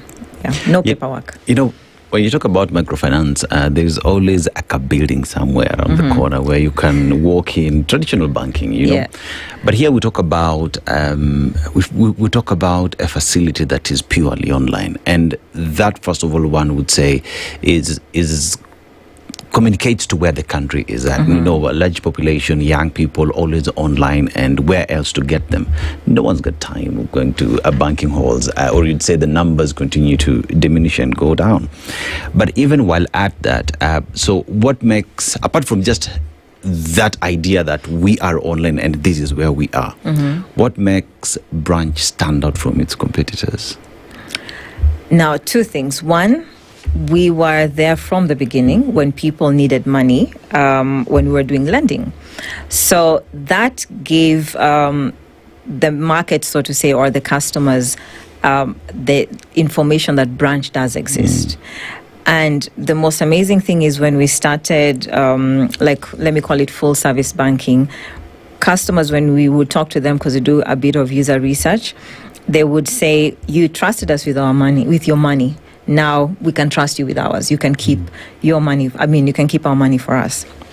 And so, on the other hand, because we don't have any physical presence, one thing that I've seen that works very well for us is the fact that we are living in a country where we're very highly, in terms of technology, we are way up there. People like to take chances. So you look at, for instance, when mobile money started, people actually just reached out and said, I'm going to use it.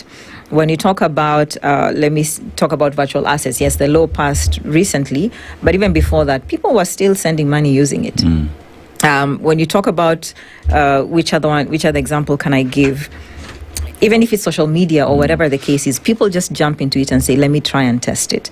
So for us, being a digital brand meant the mobile generation that we serve were actually quite comfortable because for a large extent, they don't need to see a physical presence to believe that it works. You use your WhatsApp, you use all the social media tools that you use. You don't even know where they are, but you trust them. You send them all your information, but you still trust that they'll do the right thing. Here, yes, you're talking about finances, but the fact that we had given them money before, grown them through, you're taking a loan today, will educate you on how to grow your credit, will educate you on how to manage your finances. I guess it gave them that element of, we trust the brand. We trust that you're looking out for our best interests. Yeah. How easy would it be then for folks who get on the platform today, now that it's microfinance, to continue what they were doing before in terms of borrowing? So getting larger limits, or how do you mean? At all. Oh yeah, it's very simple actually. So nothing has changed. We haven't made it complicated in any way. It's the same way that it was. And in fact, even today, most of the people who join branch as it is still come in to borrow. That's the first element that they look at. And then when they come in, they say, oh, okay, you actually have more things to offer. So we haven't complicated it since. Yeah, we've actually made it even more seamless. Yep. Let's look at Kenya's borrowing culture. So I would look at you as a branch before, when it was just lending. What did you see as the culture of Kenyans borrowing at that time? And now that you are a microfinance, clearly by the time you're lending money to someone, there's some box that have to be taken, assurances here and there. And what would be your overview on responsible borrowing from the side of Kenyans, both as previously as branch, just a lender, and now as a microfinance? What are the takeaways? How does it look? Now, I would say the market has dramatically changed since when we began.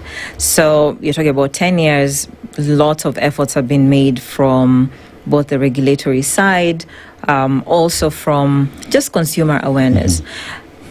I remember before 2020, before COVID, we had this issue where people would just pick up a SIM card, because it was very easy to even have 10 lines. You go pick up a new SIM card, go online, download an app and borrow.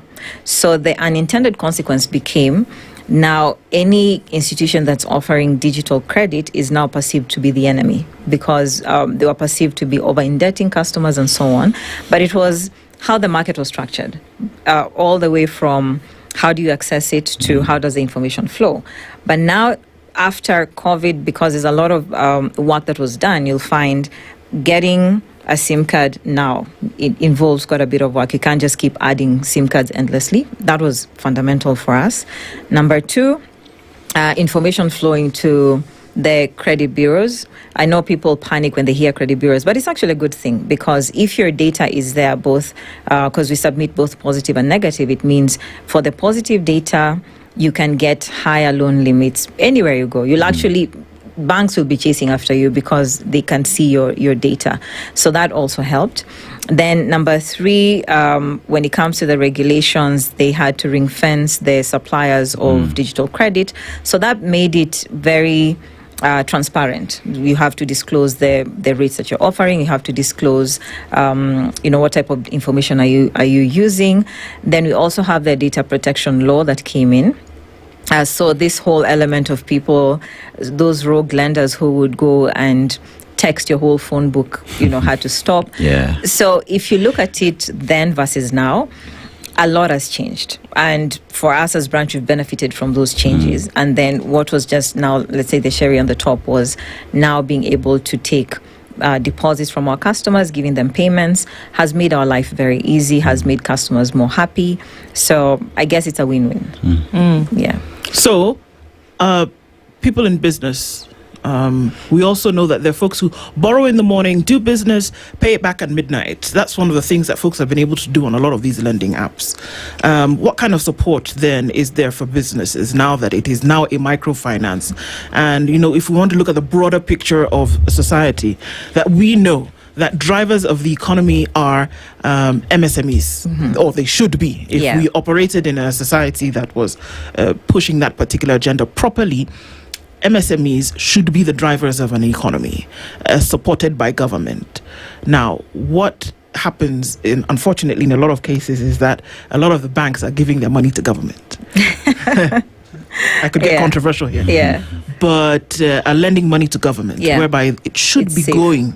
It's safe, quote unquote. But if the environment had been provided, it would also be safe to give money to MSMEs. Yeah. What kind of support is there now through branch for MSMEs, who, again, the responsibility is being put on their shoulders to build this economy?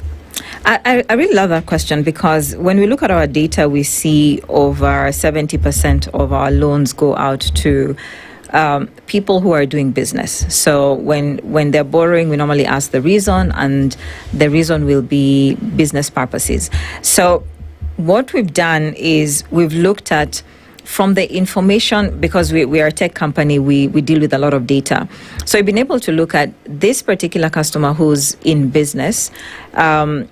What sector are they in? And of course, when you look at the sectors, you can be able to drill down on the cycles that the money comes in and the money flows. So part of what we've done, we had the new product that I mentioned, which is Lipana Branch, which enables our customers to receive payments. We've made it super cheap in terms of them being able to access that service. Now, on the other side, based on the cash flows, we're able to give them much, much higher loan limits. That's part one. Number two, their customers have been with us ever since the beginning, the 2015. So right now, if you look at the amounts that they qualify for, are way higher. All this being said, there's no single time we'll ask them to give us any single documentation, because we know that through the permissions you're allowing us, we can be able to credit score you without making you jump through hoops. One of the most fundamental things we learned when you're dealing with the micro and the medium, or small and medium enterprises, time is key. They just need, we call it a yes-no decision. Can I get a loan? Yes or no. The rest, you can deal with it later. So for us, we've been able to couple the two. We'll give you the yes-no decision, and if it's a yes, we'll be able to give you the money shortly after, within a few minutes. So that gives the customer peace of mind, because in that environment, you find the supplier is there outside the shop with the merchandise. They're telling you, we want to give you this, pay for it now. You don't have the luxury to say, can I pay for it tomorrow? Or let me apply for a loan, I need to do this or the other. So we've been able to master that very well, and we continue to iterate and make it even better, where even for the higher amounts, we can still go ahead and give you within a very short time.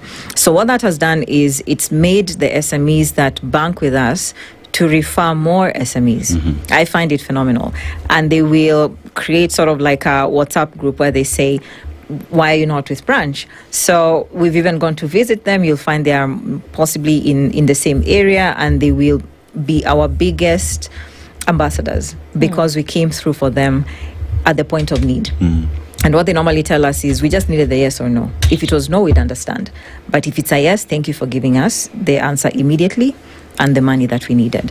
So I think that has really made it very made the brand very trustworthy for the SMEs that we work with. When you talk about the SMEs that you work for, now that Branch is a micro finance institution, there is now the aspect of, I'm giving you up to 3 million, Bob, but as I'm doing that, we need to sit down and see how you will spend this money. We need to sit down and see what you're investing in, and if at all it is viable. So just in terms of financial education that you give to SMEs or your customers, pretty much, to manage these funds better, because fine, nataka kwanza bees, but kuna sherehe. So how then You know, kuna sherehe. So then just sitting down to understand that the project that was intended to, whether it is releasing these the funds in tranches, if it's a project someone is putting up, just what are some of the tools that we are putting in to ensure that this guy or this lady becomes a success story? You know when you say kuna sherehe, I'm laughing because normally at branch you're like, we tell customers you need to borrow with a plan, not for vibes. So there's a way marketing will send the communication, which is actually very cool. And we also say you need to make your money work for you, not disappear with you. Because we've gone through it. You know, when you're doing lending or providing credit and you're scoring millions of customers, you learn a lot. You can be able to predict a lot of patterns. So when you're talking about this customer who's coming in, it's very unlikely that we'll start you off at the 3 million. We have to work with you from a level where this is the amount we safely feel you qualify for, and that's where our technology side comes in. We leverage a lot on machine learning, so all the data that we look at, we've been using AI for the longest time, not just as a fad that's in the world right now. We've been using it for 10 years now, and that has been enabled us to say on a very light note, if it walks like a duck, talks like a duck, well, you know how it goes. So we are able to actually predict behavior or predict patterns and say, we can comfortably give this person X amount. Then from there, based on your repayment, now we can grow with you. So what customers need to understand is the first loan is so critical. How you behave on your very first loan tells us a lot, because the subsequent ones will borrow a lot from how you behaved originally. Of course, there are other factors like age. Maybe when you borrowed the first time you were 23, and now 10 years later you're 33, so life has changed. But we make sure that we are able to also send you very educational information. So we help you to see, how do I build my credit?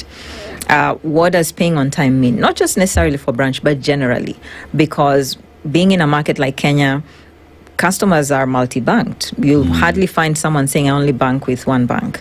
And the same information that we have, Bank X will be able to access it through maybe the credit bureau or whatever. So we teach you, by the time you want to borrow 10 million, they will still look at how did you behave with 500,000. So it's very important for you to follow the process.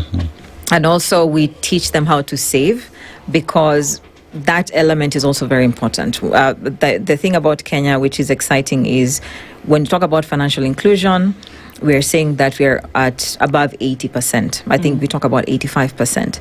But the bigger challenge today is financial health.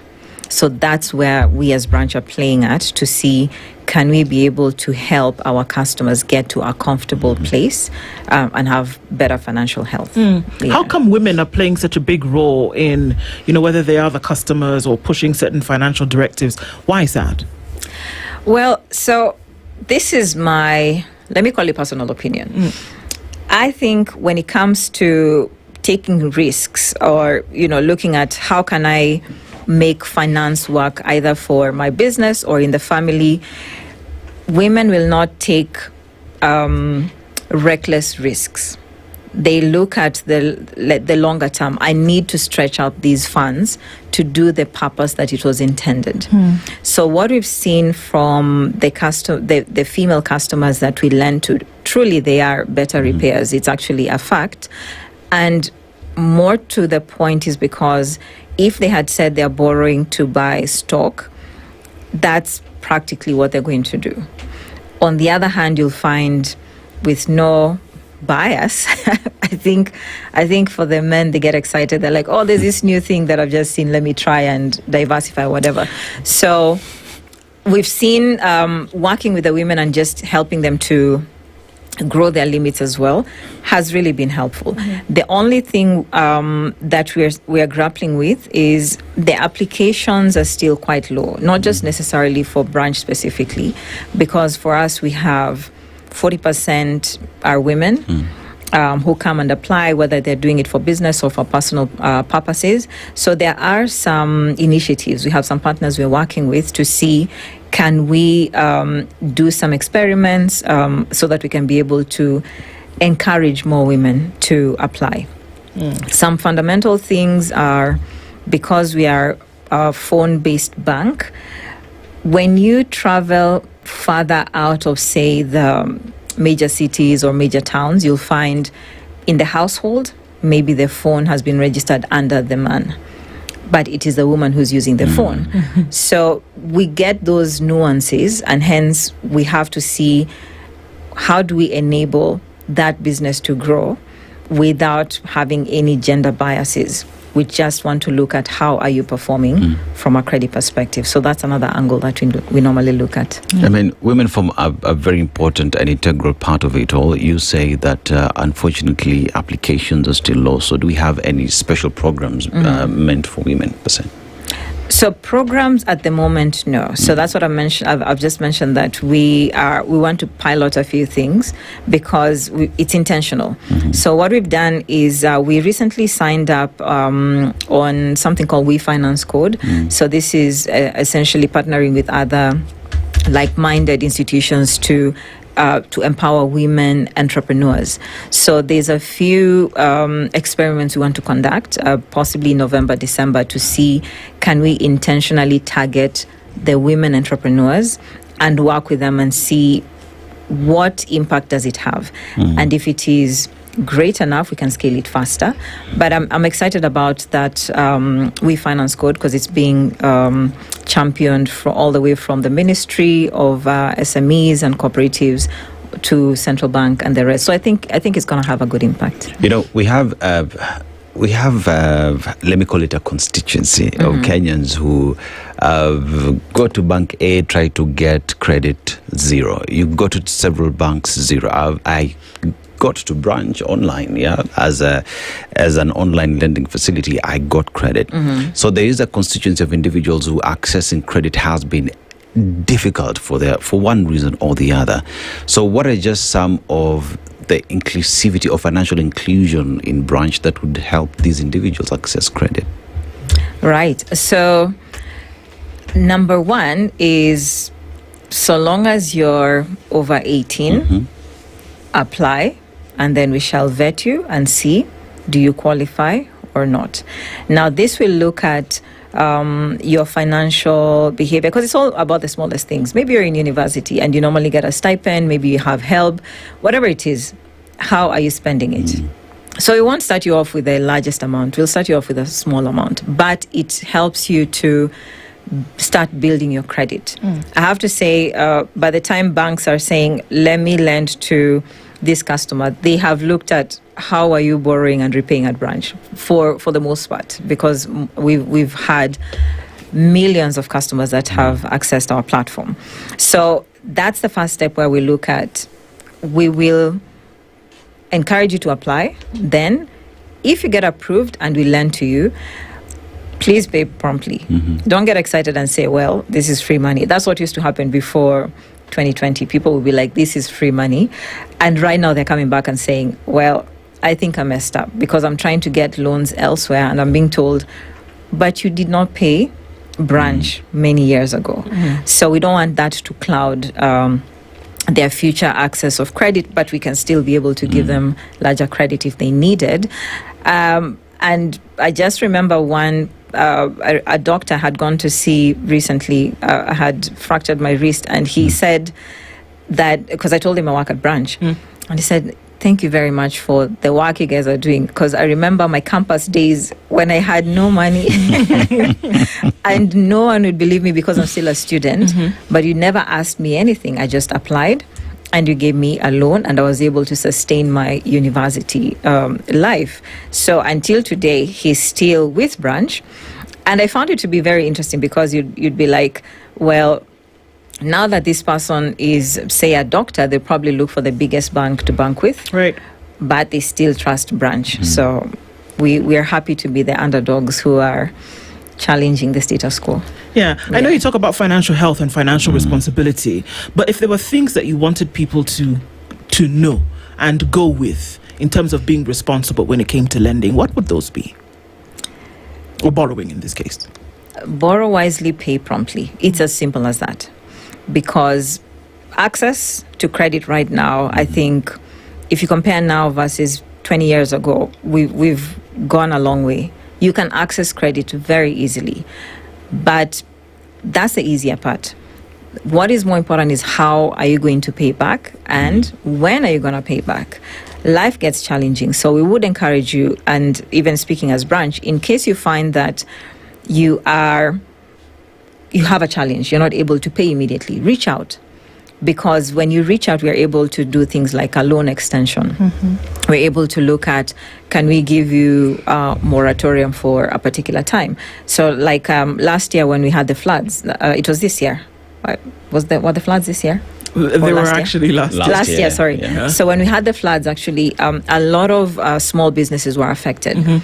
And we encouraged people to reach out to us. And what we did is we postponed their loan repayments by 3 to 6 months because it's not something that they expected. So the important part is when you have the loan and you're able to pay promptly. If a life situation happens, reach out. And not specifically to branch, but any bank.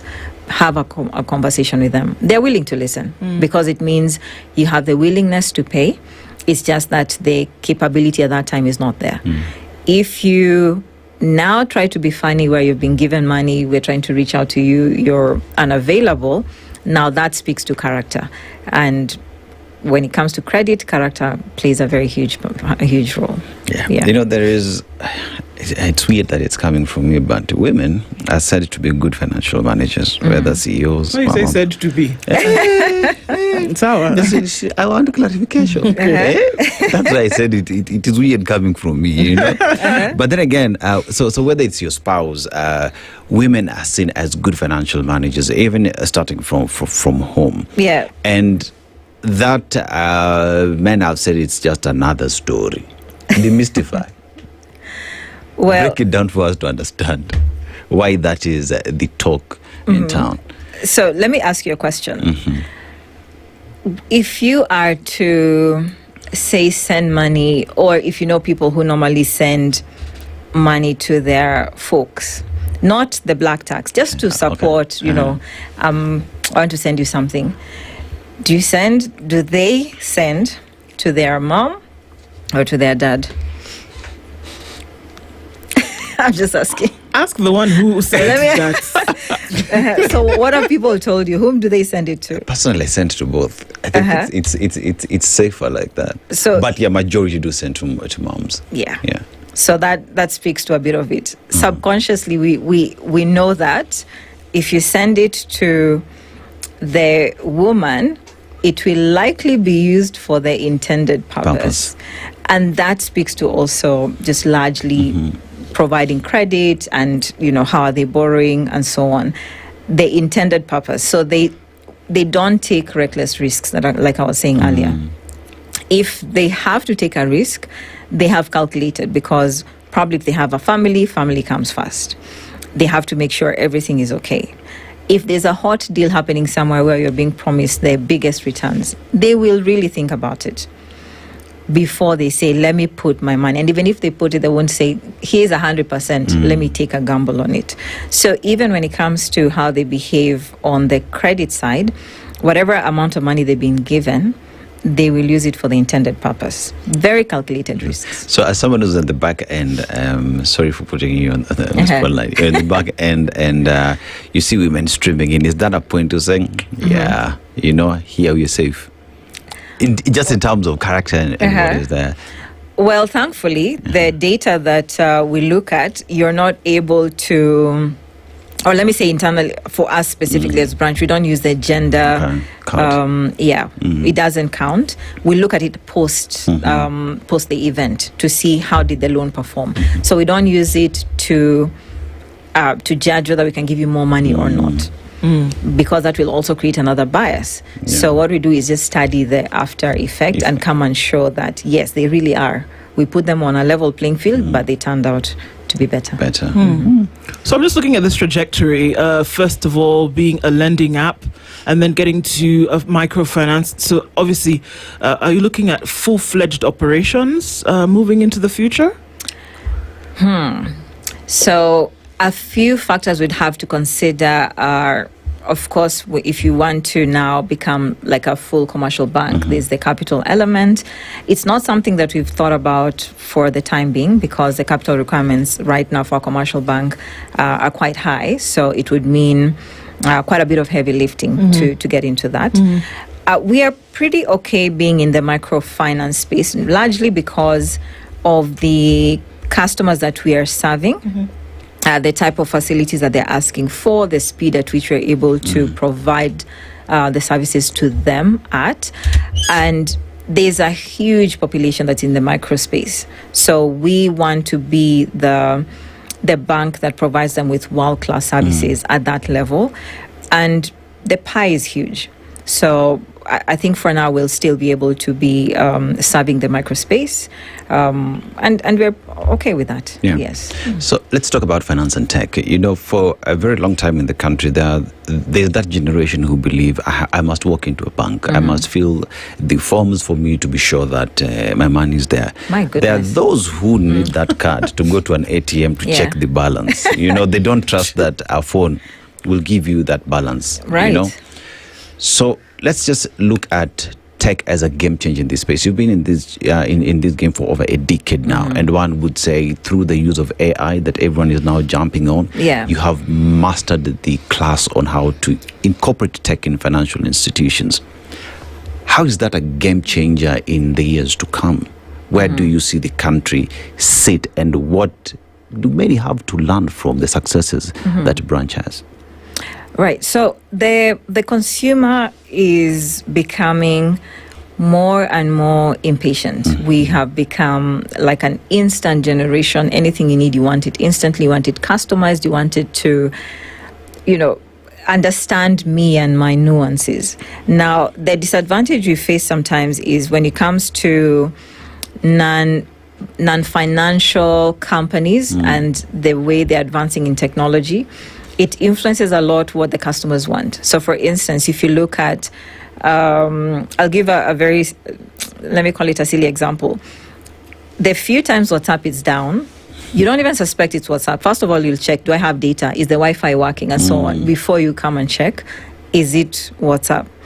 Number two is, right now, if you want to sign on to any new platform, whether it is a streaming platform or whatever the case is, Google has made it easy. They just tell you sign on with your Google credentials.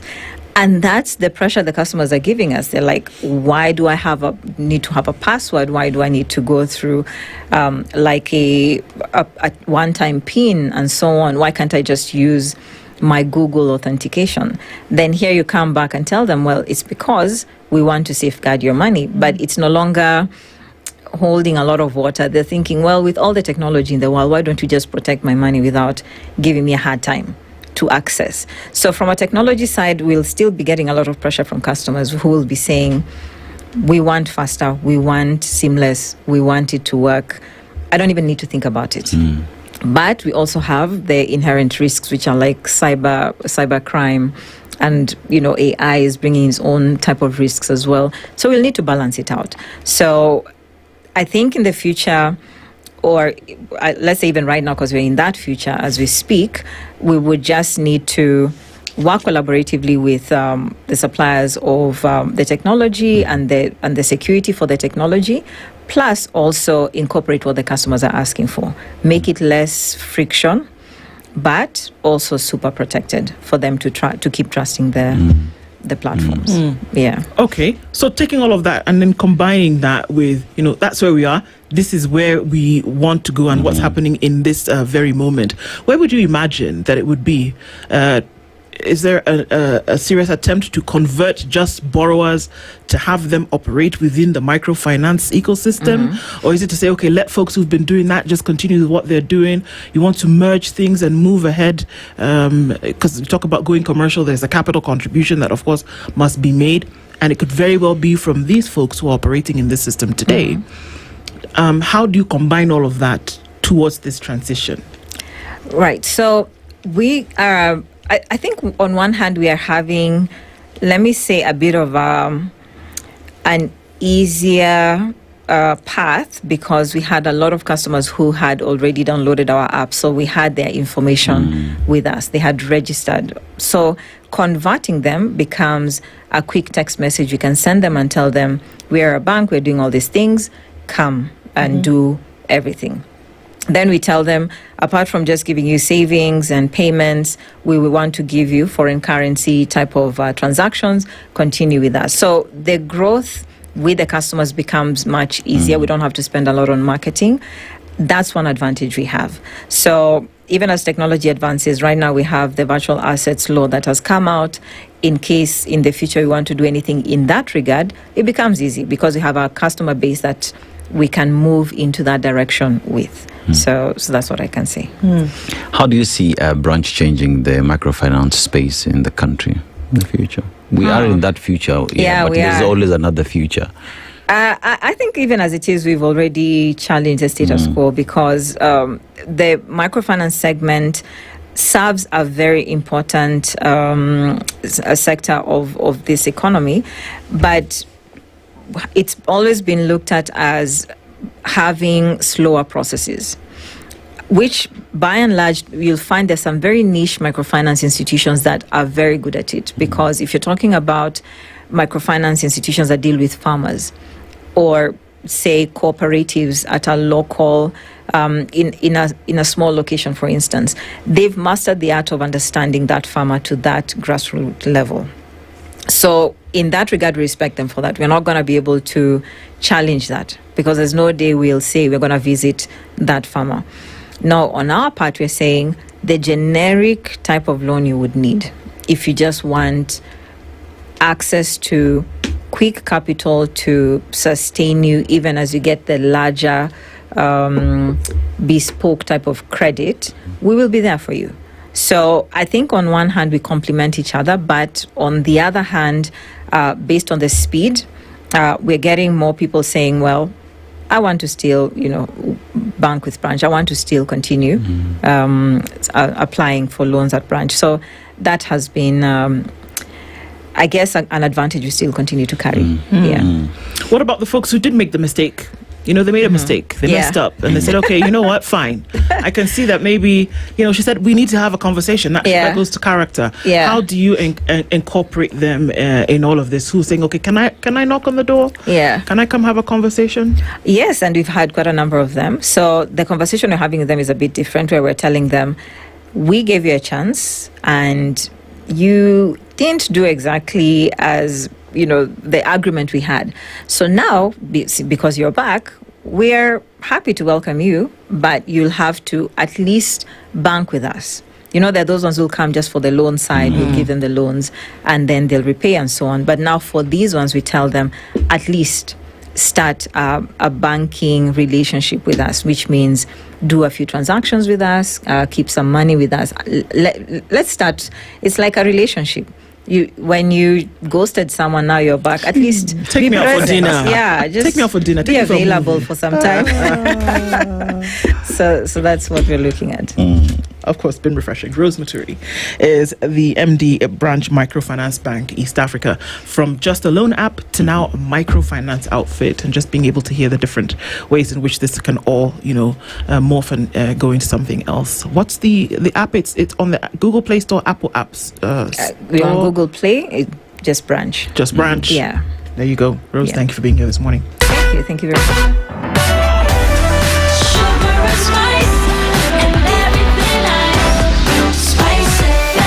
Spice up your life.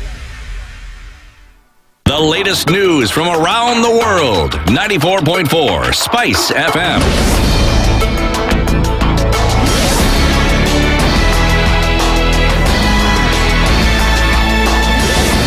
Good morning. This is the News Wire. I'm Leah Ubanga. The National Cohesion and Integration Commission has summoned the Nyeri Governor